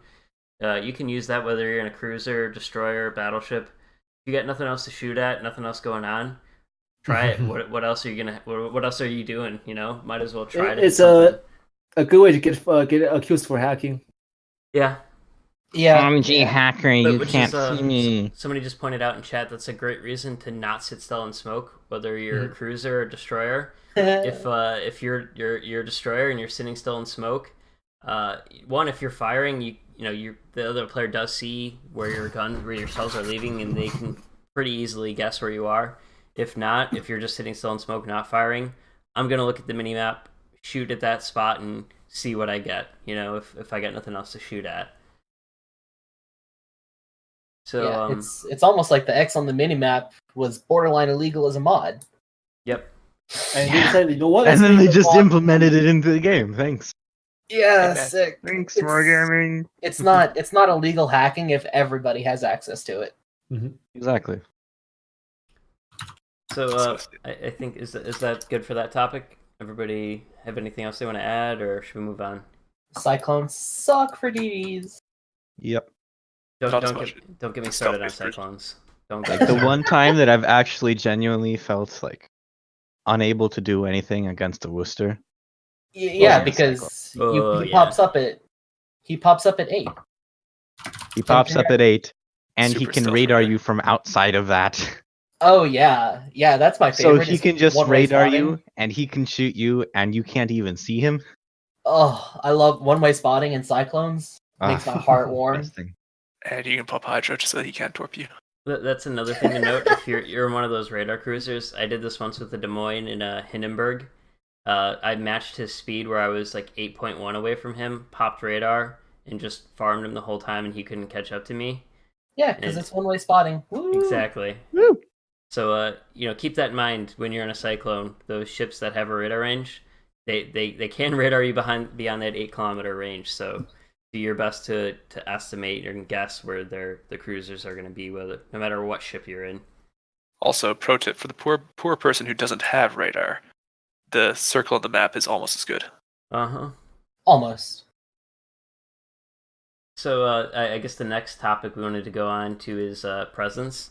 Evrien, you wanted to add this and kind of go onto it, so I don't know if you want to kick this one off. Sure. Well, the basic idea of a presence, like the way I try to frame it, is that simply by being in the game still alive, you're already contributing to your team as a destroyer. Maybe not like this truly stealthy one. Let's say you're a Gruzky or Harugumo, but you can already impose such a strong presence over what the enemy side can do. Let's say you are like retreating from a flank with like some of your teammates, and you see like 5 or 6 enemy ships pushing in. But the fact that you're there can already limit them, like how they can position themselves or go about doing their route. Say like you're just dropping torch from stealth, or you are trying to find an island to fire over, or even like start going after the DDs who are maybe on the vanguard and try to spot for their team. Like you're already doing such an important thing by being there. Like they have to always consider, oh, there's a DD somewhere out there. Let's watch out for Torps. Who has Hydra on? Like all of that thing. It makes their life harder and makes your team easier to deal with them. But as soon as you get killed, let's say you die to a random Torp, you are stupid enough to open fire when the 3 cruisers are pointing their guns your way, and etc. etc. Like you be removed from the formula already removes a huge chunk of the map presence your team has over that particular area, the flank. And now the flank is more likely lost than recoverable because their DD is able to run amok, and your team doesn't have what it takes to deal with them. So they have to keep on retreating and keep giving ground, and essentially they'll be boxed in and eliminated one by one. And that's basically the whole idea of just by being there on the flank, you're already contributing your help. So don't just think, oh, I'm not going to do much here when my team is still fighting. Let's just get on to the other side where I can do some more damage. No, just by being there, you're already doing so much more than you can think. Spotting and map pressure are actually some of the biggest factors that win games. Exactly. People don't realize that just being alive is a big thing in itself, and they kill themselves. What do you think these destroyers are so important? Like this is exactly why presence is all it matters. And spotting, like Amat said, like when you ideally your team wants to be in a position where they have control over when they want to go dark and if they want to remain dark, and the other team is being kept under spotlight, can never go dark, so your team can freely farm damage from wherever the fuck they are. Like that's the ideal position you want to put your team into. Sure, your teammates are maybe dumb enough to go straight up, rush up and die, but if they're smart enough, which you want to be like cross your fingers for, they will know to utilize that advantage you're giving them, the spotting advantage, by simply spotting for your team when you're a stealthy Torp boat, or just even if you're a Habarovsk or Harugumo, gunboat them, make the enemy willing to fire at you, so they're distracted and they're also constantly spotted. Like that gives them so much things to worry about, and your team so much more leeway to leverage over. Like that's just so much more you can think about. Like just imagine how much pressure you're exerting on the enemy. And finally, Torp denial is a big thing. Like a thing like in Clan Wars, for example, like destroyers are almost always in the vanguard of their cruisers who are pushing up. Like they are spotting the Torps who are coming in their way, especially deep water torpedoes when the hydros are down. Or, for example, you're just denying general torpedoes from random Shimakaze who's on the off flank, even in randoms. Like that, it's so much more important because you have much higher maneuverability and smaller ship size. You can dodge the Torps a lot easier versus, let's say, a Gruzky first or a Moskva. who cannot turn for shit. So yeah, like you're already doing them such a huge favor by alerting them like 7-8 kilometers ahead, and if they still get hit by those, well, maybe they should consider uninstall the game, to be honest. So yeah, the TLDR is that you provide a lot of utility for your team as a DD by just being alive. Exactly. So don't just throw a ship away. Like say, oh, I'm not, stop dying in 3 minutes. Damn. Exactly. It's not that hard. How many times I've won a game because I lived as a DD and got that one cap or spotted the one cruiser. It's so many crazy. games. Yeah, like a Unicom DD player is a lot harder to kill than a Unicom BB player. You don't even have to be Unicom. You just have to live and play your role. You just have to, you just have to not die.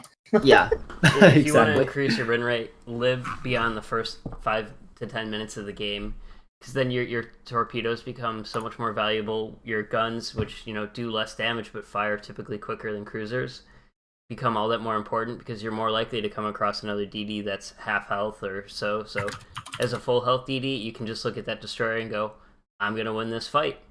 And if it's the only DD left, you can take that gamble. And if they have no support, you're gonna win that fight. Take it. Yeah, and on the topic of staying alive, like if you want to improve your DD play, think about improving your survival rate as a square one thing, because you cannot do anything if you're dead. You're a burden to your team if you're dead. So consider trying to stay alive longer, even if you have to be a little less useful. I'd much rather have a less useful DD than a dead one on my team, to be very honest. I mean, at a minimum, a dead or a useless DD, quote unquote, is spotting usually. Yeah, at a minimum. And yeah, which goes back to what we talk about presence. Like you're still a DD for the enemy to take account of, and they cannot freely travel everywhere because of that. So if that's all good, should we move on to the next one then? Sure. God, there's more. Jesus. There's just this last one, which actually I'm going to summarize because we've talked about a lot of it, is just goal orientation. Like when you start the battle, do you want to is your goal to cap? Are you a gunboat? Are you a torp boat? Whatever it might be, figure out whatever your role is and have a plan and go from there. If you kind of just say, I'm going to head towards C and just kind of wing it, you're generally going to make mistakes. You're not going to have that good escape plan. That's not being useful. Exactly. Have your main goal ready to go and have your plan. Otherwise, without a plan, you're nothing. The other thing is pay attention to what needs to be done. Are there low health ships that are just going dark and getting away? Do you need to move up and spot them? Is your team down on caps and the kills are even in your team's favor, where your team has more ships alive than they do, but the enemy team is winning by 500 points because you guys didn't get a single cap or whatever it might be? Pay attention to that. Is the game so close that it's going to win off of points? Do I need to at least go contest the cap? I guess to briefly explain that for anybody who doesn't know, 2 destroyers of one on each team, 2 separate destroyers on the 2 different teams. They're both in the cap. No one's capping it. Nobody's gaining those points. That's a huge tactic in clan battles, is to just have the other ship, your destroyer sit there and contest the other destroyer's capping points. Sometimes that's the right call to make, and it wins games. I've had many games where we won by the skin of our teeth of a couple of points because our DD went in there and just denied points for 10 seconds. It's crazy, but just pay attention to what needs to go on in the game. So I guess the next main topic is captain skills that we wanted to touch on. Pretty universal until you start getting into specialized gunboats. Yeah, exactly. I'm gonna pull up the WoW's fitting tool right now.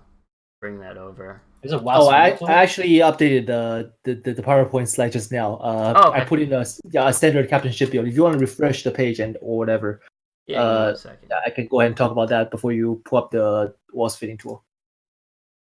The only really specialty ones are going to be like Haragumo and Grozavoin. Everything else is pretty universal. I mean, and then there's also Khabarovsk. Well, like it's kind of its own thing. You have the backbone build for most DDs, so like it's a no-brainer if you want to go for this particular build.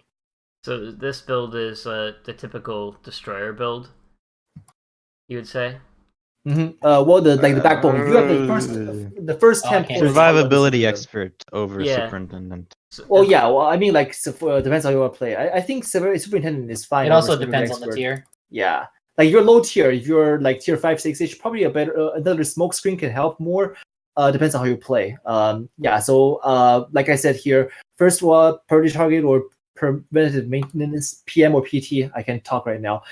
Depends on what you think is more useful. I personally like PT more because that tells me when to be more aggressive. PT is way better. But PM is pretty useless in general because HE does module damage so quickly in this game. Yeah, but I mean, like Gaishu uses PM, so I don't know, man. Depends on who you want to play. Like there's no really like PM on Akitsuki and Harugumo. Oh, that's because they lose turrets really easily. Yeah, exactly. Well, the thing, so there's that, and also the second one, Last Stand. Really, there is no reason for you not to take Last Stand first thing because you lose engine so quickly and so often that you simply have to use this. Otherwise, consider yourself dead when you get cornered by an enemy with a dead engine.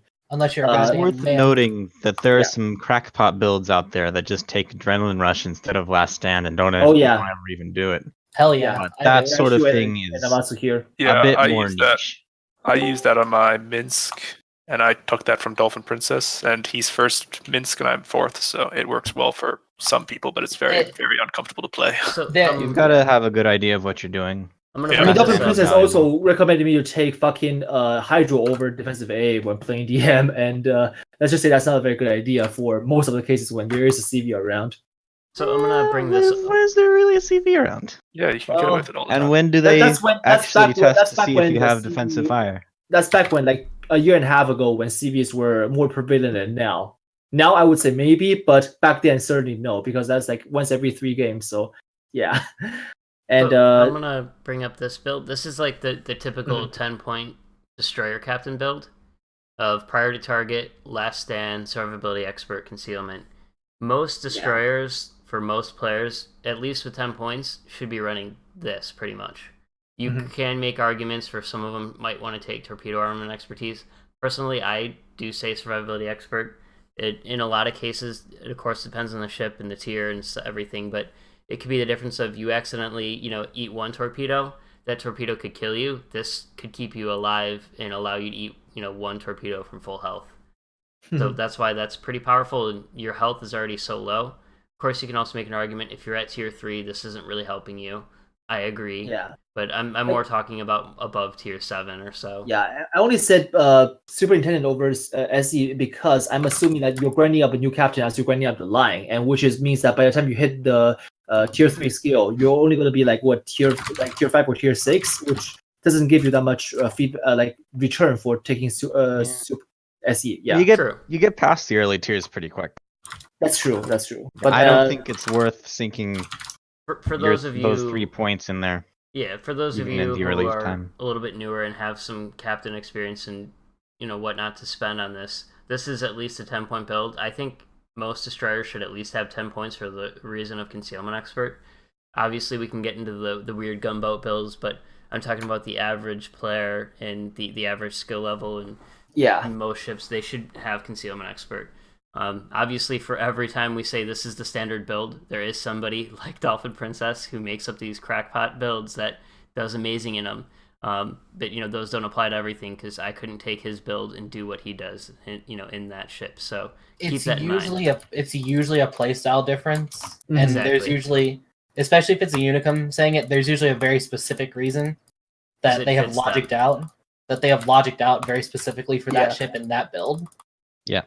And also consider Unicum suggestions because they're Unicums. They don't require certain skills to, let's say, make up, give them a backbone support when they are needing of those. They may have less trouble encountering those situations where they absolutely need a last stand or need a additional smoke or engine boost.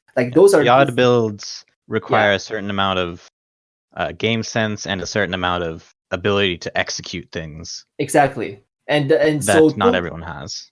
Yeah, don't worry about just copying those builds just because they're good players. Find a build that suits to your style most because what you are using may not be the best for me and vice versa. So don't be afraid to experiment. Spend some doubloons, configure your captain around a little bit and see how you like your different styles because certain ships do play a lot differently depending on how you build them. So yeah. Yeah, wait for a clan battle season to start. Usually, if you play some clan battles, they'll let you have like a free captain respect on all your ships. One battle is a all you week or need. something. Yeah. So if you have that opportunity, take it, play around with it, try some captain builds. So you're not spending your elite commander XP or doubloons or whatever you're using to respect those captains. Play around with it, see what you want to do. So this is the standard, destroyer build base, I guess you could say. A lot of other people will take Superintendent. I actually don't like Superintendent because depending on the ship, of course. I don't use smokes a whole lot. I typically try to fire behind islands or whatnot that I don't use it. If you are in a destroyer, as I said earlier, that has a heal, take Superintendent. That's an absolute must. Once I get my Grozavoy, I'm gonna be getting Superintendent. Right now, I don't have it on my Udaloy. So I just want to say, like, in most cases, yes, if you've got a heal, take Superintendent. But redacted. So the other main thing is that I'm surprised we hadn't touched on earlier. Premium consumables. Run premium damage control party. Run premium heal. At least those two. Premium smoke and damage control party. Pretty much all destroyers have those two, consumables. If you have a heal, run a premium heal. You can get away without a premium speed boost or a premium defensive fire just in random battles. It's up to you. I'd say the bare minimum, if you're really worried about credits, at least get those two. Those two can make you live longer, do more damage, get more spotting, get more caps, which will, 1, raise your win rate, 2, make you live longer to gain, do things that give you more experience, which will then make you gain more credits, instantly negating whatever you spent on those consumables per game. So I'd say at least run those two. Try to run all premium consumables if you can, if you have the credits. It's easy to say that when I look and I have 60 million credits in game. But at least only 60? Yeah. Wow. At least run those two, is a bare minimum. As an aside, the better you get as a player, the more credits you make even at high tiers. It straight pisses me off when people are like, tier 10 economy is completely unplayable. That's only true for... I'm got to tier 8 and I'm losing credits. That's only true for carriers because they hate carrier economy. Everything else can straight up make profit at T10 and above super easily. Yeah, and if you have trouble, like absolute trouble playing, just get a premium account. Like it's not that expensive. Really. It's not that expensive. If you're gonna spend money in the game, buy a premium account. If you're gonna that's the most cost effective. And I believe Thanksgiving is coming up for US, so we'll likely get a sale in like less than a month. So just save your credit for that. Your money for then. Yeah, usually during Thanksgiving or Christmas time, they have a really good sale on Year of Premium. So I bought like a 360-day premium for $50? Like it was like 2 years ago. $40, yeah. So back onto the captain skills though. If you're gonna go a Torp boat build, and again, guys, let me know if you guys feel differently or whatever. I would say torpedo would be your next 3-point skill. Adrenaline rush, just because if you do take a lot of damage, you can at least kind of become like a, I don't know, I don't want to say a backline, but you can sit back a little bit more, play a little bit more passively, and have more chance to spew torpedoes and hopefully hit more targets. And then from there, it depends on what you want to take. If I'm a Torp boat, I would probably actually take radiolocation. That's really good to help you since you're likely going to lose many gunfights. It's also a poor man's radar where you can say, oh, there's something coming in this direction. This hasn't moved. I'm just going to shoot torps in that general area. It's funny how many times you can actually land torps on another destroyer or something just because RPF is there and that destroyer is sitting still. Yeah, and of course, before we finish up, I'd like to just ask this question, of course, to everyone who's on stream right now, especially to Amatsu and William here. What do you think of RPF on destroyers? Overrated. It's overrated. Mm-hmm. And why would you think that? Like, I'm looking for more than just a one-word answer. Because a good player, it doesn't give a good player any information that you don't get just by using your brain. Okay. Almost all of the time, the information that you gain from radiolocation, outside of clan battles and ranked, you can get without radiolocation just by inferring things from other information. Right. And I completely agree. I think Flamu actually did a video about radiolocation just this morning, and as I'm watching, I'm just tearing my hair out. He's saying that he can do these things because of radiolocation, and yet I see visually with my eyes that he could have just done those things without it because of other information that he had. I'm able to send torpedoes at this destroyer that I haven't seen because of radiolocation, when he actually could have just done that because of the fact that the cap was contested and there's only one place that the destroyer could be. That's because Flamu is actually just bad, but hey. So that's at least why I would do it in my last 4 points as a Torp boat. And I'm talking about the general player. I still use it because I don't play destroyers, especially Torp boats, often enough. This is on the NA server, guys. Just saying. So what other 4-point skill would you take? If you didn't take radiolocation, what would you bring for a Torp boat, specifically? Concealment expert? Well, yeah. You haven't said that anywhere already? I'm talking about this point. On a 15 points. On a torpedo boat is the you don't only need ship any other. that I would take radiolocation in random battle. Because as a torpedo boat, usually you really can't afford to just run into a gunboat without some prior warning. It's just too devastating to not. And we're talking about Shimakaze. Yeah. Shimakaze exclusively. When I say this, I'm thinking Shimakaze in my head. So Flamu's video, Shimakaze, he's got a point, but Yuring, no. Everything else, it's a waste of points. You're better off taking BFT, or AFT demo for that expert, matter. You be more adrenaline plays. rush, anything. Yeah. So you might even be better off taking AFT. And then a torpedo boat for the upgrades, you would probably take torpedo tube modification. At least I would, to again boost your torpedo reloading time. Anything you can do to help you there. No brainer on a torpedo boat. Yeah, exactly. And then it depends on the ship whether you want to take propulsion or steering gears for said destroyer. You really just have to look at how bad the ship's turning radius was. Say this was a Haragumo. I guess you'd still call it a gunboat. But I'm just talking about this specific slot in general. Haragumo, I would take steering gears. Gearing, I feel you would want propulsion. Again, you just kind of have to look at the destroyer's particular perks.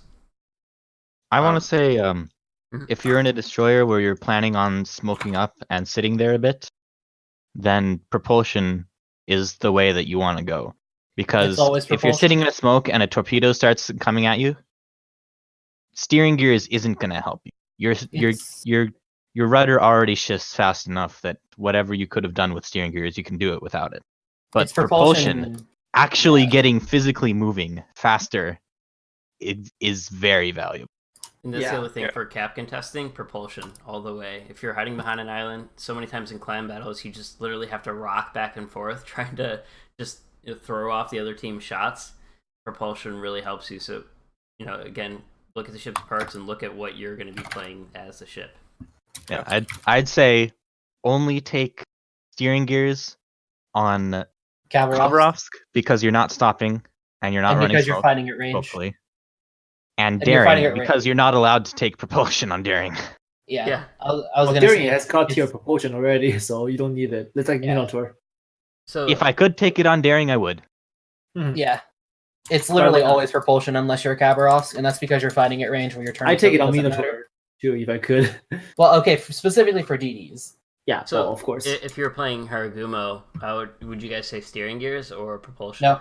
Propulsion. Okay, because you're sitting in smoke a lot. Because you're sitting in smoke. Well, you want to be Haragumo doesn't move much, but you want to move more. And here's the thing, turning circle is terrible. So Haragumo's reasons of being horrible against Torps is because of the turning circle, not because of the rudder shift. The rudder is fine. You can have God tier rudder shift. Is not your problem.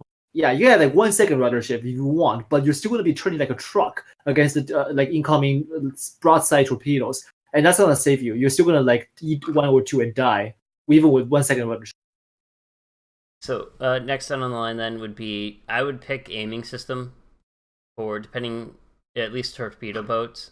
Your AA is usually pretty bad enough that extending the range really won't help you a whole lot. Aiming system does increase your torpedo tube traverse speed by 20%, so that's kind of nice. And then it does also helps the dispersion of your shells too, which whenever you do shoot, you want them to hit. Do you guys feel any differently about that? Aiming systems is the automatic pick for the vast majority of cases. Because everything else on that slot is trash. The one case where you don't take aiming systems automatically is if you've got a gearing and you want to division up with people. In which case, you want to take that dank ass smoke generator mod if you have it. Or like if you're going for a full bring up that laying time to 39 seconds, boy.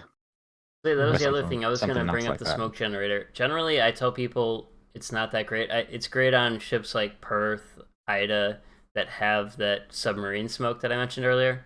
So you would actually take smoke generator on a gearing with a division where its main purpose. If you know that you're going to be divisioning with, if you like to play solo lots and lots, then aiming systems is just the better bet. Yeah, the smoke mod actually decreases smoke, like overall smoke time. I think it is. Yeah. For everything that's not like Perth and shit. So the only time you take it, because I felt like the general layout of the smoke was good enough. I don't know. I always felt there was enough room, but if you guys think it's take it, go for it. Yeah, I was gonna say like it's actually just a straight detriment, like 9 times out of 10. So, again with gearing, like technically your smoke from the first puff to the start of the first puff to the end of the last puff, if you're taking the smoke mod, it actually the amount of time between that actually does increase. Yeah, but only by a few seconds. Only by a couple. It's like 3 seconds or something. And it also makes it so that you're not reloaded for longer. Yeah.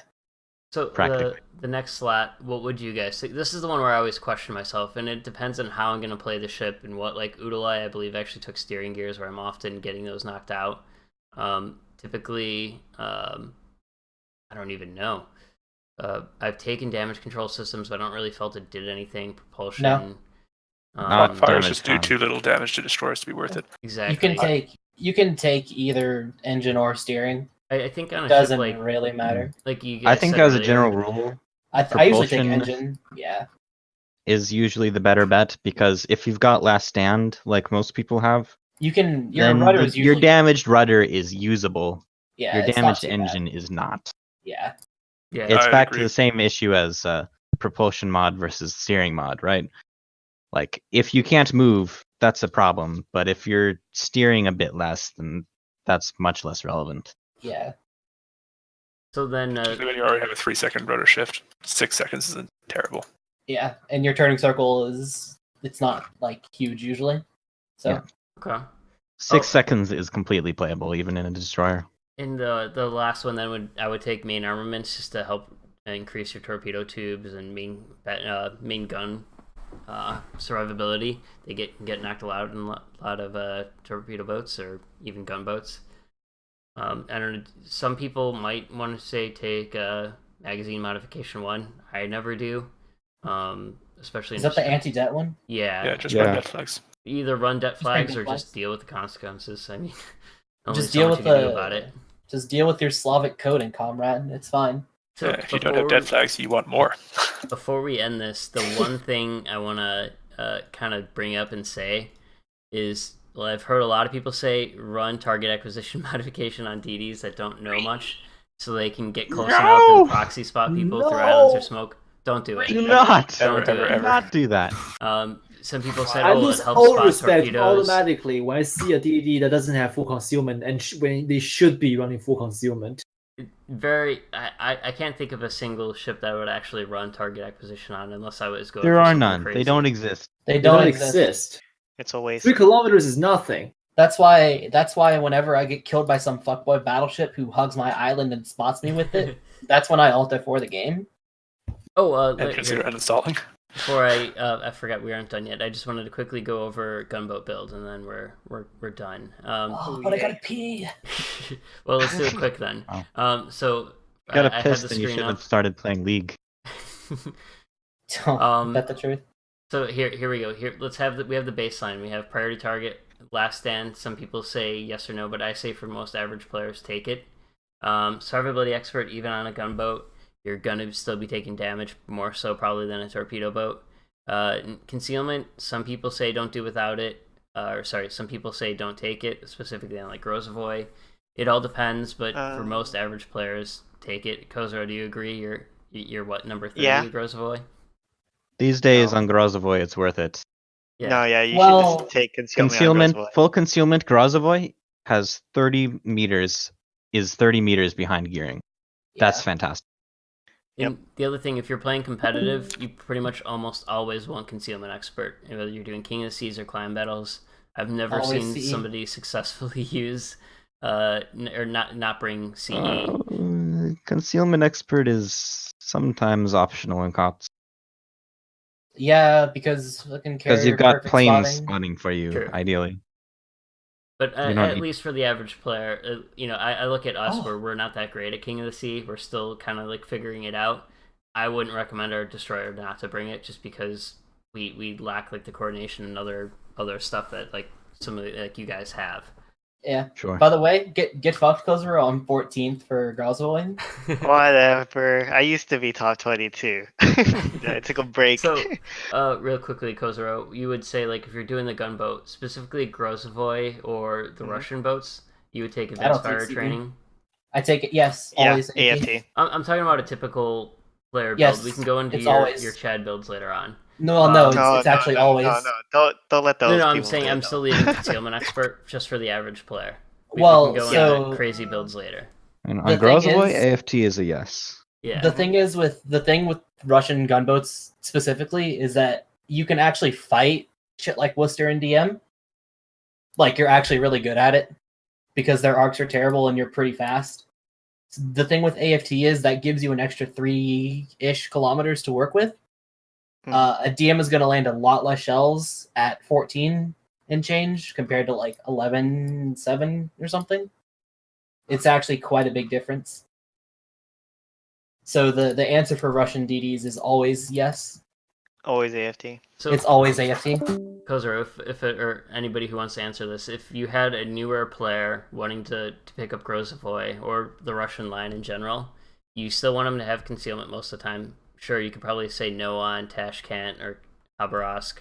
But if you're under T8, you don't need AFT yet. Okay. Yeah, it's not if you hit useful. If you hit T8, if you don't have AFT, you're just going to die to radar ships trying to fight them. And you're going to want to fighting them. We have Priority Target, Last Stand, Survivability Expert, AFT. I'd say Udaloy is the point in line where AFT becomes mandatory. Ognavoy just has such bad guns. It's a bad ship. I haven't played Ognavoy since they moved it to 8, so it's bad. I played it as a torpedo. It's like Benson, except worse. Exactly. It's not very fun. I spec my captain as like I would a Shima, and I did okay. But now I'm on Udaloy, and I did the no concealment. Ognavoy is actually kind of a torpedo boat. Yeah, I know. It is. It really. I tried playing it as a and it's not even good at it, man. No, it's not. It's not a very good. It reloads torpedoes fast, and that's the best I could say for it. And that's about it. The funny thing is, it wasn't that good at 6 either. No, it was okay at 6. So do you remember that gap in time where the Russian DDs were introduced and it didn't have turret HP? That turret HP buff like 2 years ago. I might not have been playing the game at that time. I my god! Ognavoy after that. So they introduced the Russian DDs, and your Ognavoy would lose a turret a game. You lose a turret a game, and you have a single turret to work with all game. Usually your back gun. It was terrible. Those were the days. Oh my god, my Khabarovsk was like it was an Udaloy like 90% of the time. It was terrible. So, that turret HP change was the best thing to ever happen. Would you guys then take like basic firing training just to help your main guns reload a little bit faster? Yes. Yep. Yes, because your gunboats should take EFT. Always. Period. Yep. So right here, at least specifically on Grozavoy, you would want Superintendent, but we don't have enough points for it. Would you guys sacrifice? I drop CE. I drop CE. Expert? I do. Yes. That's what I would probably do too, but for, let's just say, the average player, you'd still want that. Well, would you trade basic firing training for Superintendent then? Or Survivability Expert for Superintendent? Specifically for Grozavoy, I run 2 captains on it. Like, the CE build is super powerful as well, but so is the AFT plus BFT build. That one, Grozavoy is the one case where I say having 2 captains for that ship is actually do that. Everything else you can kind of work around, but the thing with the Grozavoy is like it's so good at being a better gearing, but it's also so good at being a better cab. Like it's a great chip. It really is. It's broken as fuck. So if you're doing the concealment build, then here we have 2 points left. So we have priority target, last stand, superintendent, survivability expert, AFT, and concealment. You take adrenaline rush or preventative maintenance. I take adrenaline rush from everything. AR. Yeah. So this would at least be the Grozavoy build if you want, like if you're doing a Haragumo or that Japanese gunboat line, you would take out advanced firing training and take IFHE. Their shells are already kind of floaty enough that AFT really won't do a whole lot of good for you. It actively hurts you because is enough. Well, it actively hurts you because of your gun detection bloom. Yeah. And then it actually makes it harder to shoot over islands. It would be pretty much the same build. You would, instead of taking, as far as the upgrades, you would then not take torpedo tubes, you would take main battery modification to help your guns reload faster. Maybe if you're doing something like King of Seas, would you take AA Guns Modification 3 on the Grozavoy to help with the AA? Actually, I don't think so, because I'm pretty sure that Groz with defensive up breaks a certain flame threshold already. Okay. I'm not 100% sure on that, because... It's like 29 AFT yes, something. BFT yes, AA range yes. I don't know if it needs mod the 3? AA DPS mod, though. I don't think it does to break, like, if that you're one at the flame point threshold. where you want to take mod 3, you should probably just take manual AA instead. Yeah. Okay. So yeah, you would pretty much this would be your modification. Would you guys take the engine boost special upgrade instead of the propulsion modification one? I only do that on cab. Okay. Yeah, cab would be the exception. Maybe Grozavoy. I have mine on Groz. If you're playing Gunboat Grozavoy without honestly, CE, there are a lot of ships that you want to put the engine boost mod on. Yeah, but you don't have enough of them to go would around. be one of the lower priority ones. Yeah, but I played my Groz more, so hey, what do you know? Yeah. Also, just as a counterpoint, I'd say that SI is probably less useful for average players because SI also requires you staying alive long enough to actually use all 4 heals. Yeah, that too. Yeah, that's the thing. That's the thing. People take SI and then die after their second smoke. A lot of good your SI did to you, by the way. Oh, so I guess that's another thing to bring up. Say specifically Yu Yang or maybe even Z52 that have either Hydro or Radar. Superintendent can be a little bit more powerful there, even though at least on Yu Yang, I can't remember. I didn't play Radar Yu Yang in randoms a whole lot, and when I did, it was not successful.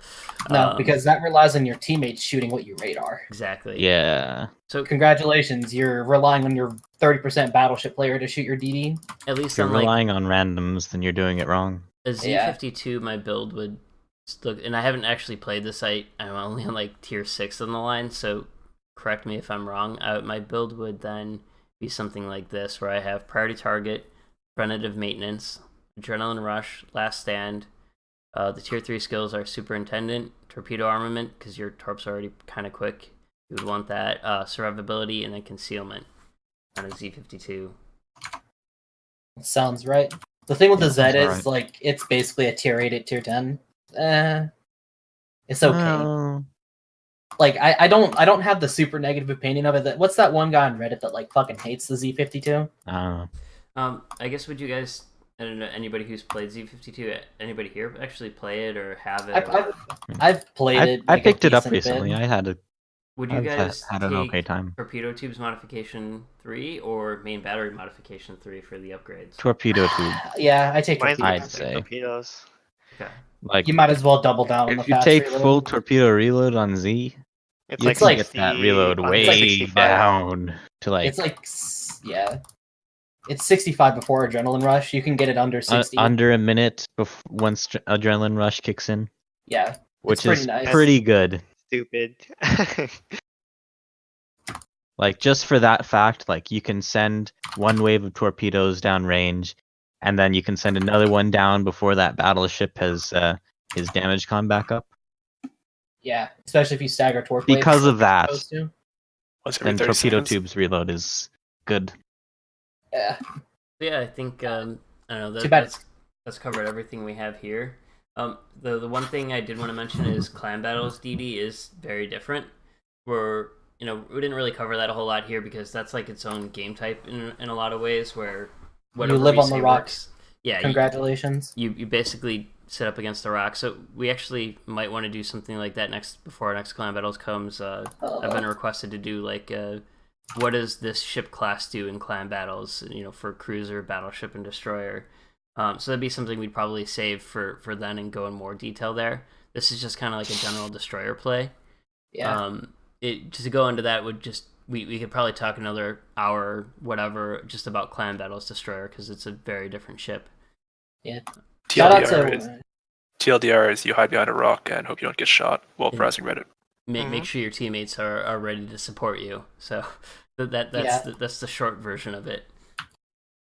So yeah, shout out to them replacing the next season of ranked or clan battles with fucking ranked sprint. Oh yeah, great. It's like ranked without the rewards. I'm so glad that they did that, man. I'm so tired of tier 10. Yeah, dude. That's one thing So you want to get clubbed by Grimiashi and Gulio? I do. Okay. I do want to get clubbed by Grimiashi because at least it's not tier 10. Oh man. I've been playing tier 10 nonstop for a year, literally. Man. Since the first NA COTS. Yeah. Shout out to when the Gremia was actually broken, and now it's just like really good. God, that Stealthfire window was disgusting. So yeah, I think we'll close it up. I don't see any other last minute questions that people were asking. So I think we can close it up and call it a day here. So thanks for joining, guys. Appreciate it. See everybody later. Not useful to stream, but it's okay. You answered like a question or two. You're good. Where's the carrier stream, Gruzky? Once I learn how to play a carrier or have let's do that after the rework, shall we? That's actually the one thing. Somebody asked me about that before, and I'm not gonna bother putting something together that's only gonna be relevant for maybe a month, maybe 2 months, whatever it is. It's gonna be more than 2 months, but yeah, it's gonna be more than 2 months because they pushed it back to 2019. Oh, did they? Oh yeah. Ooh, so exactly. nice. Yeah, it's not gonna be relevant. Dude, the meme writes itself.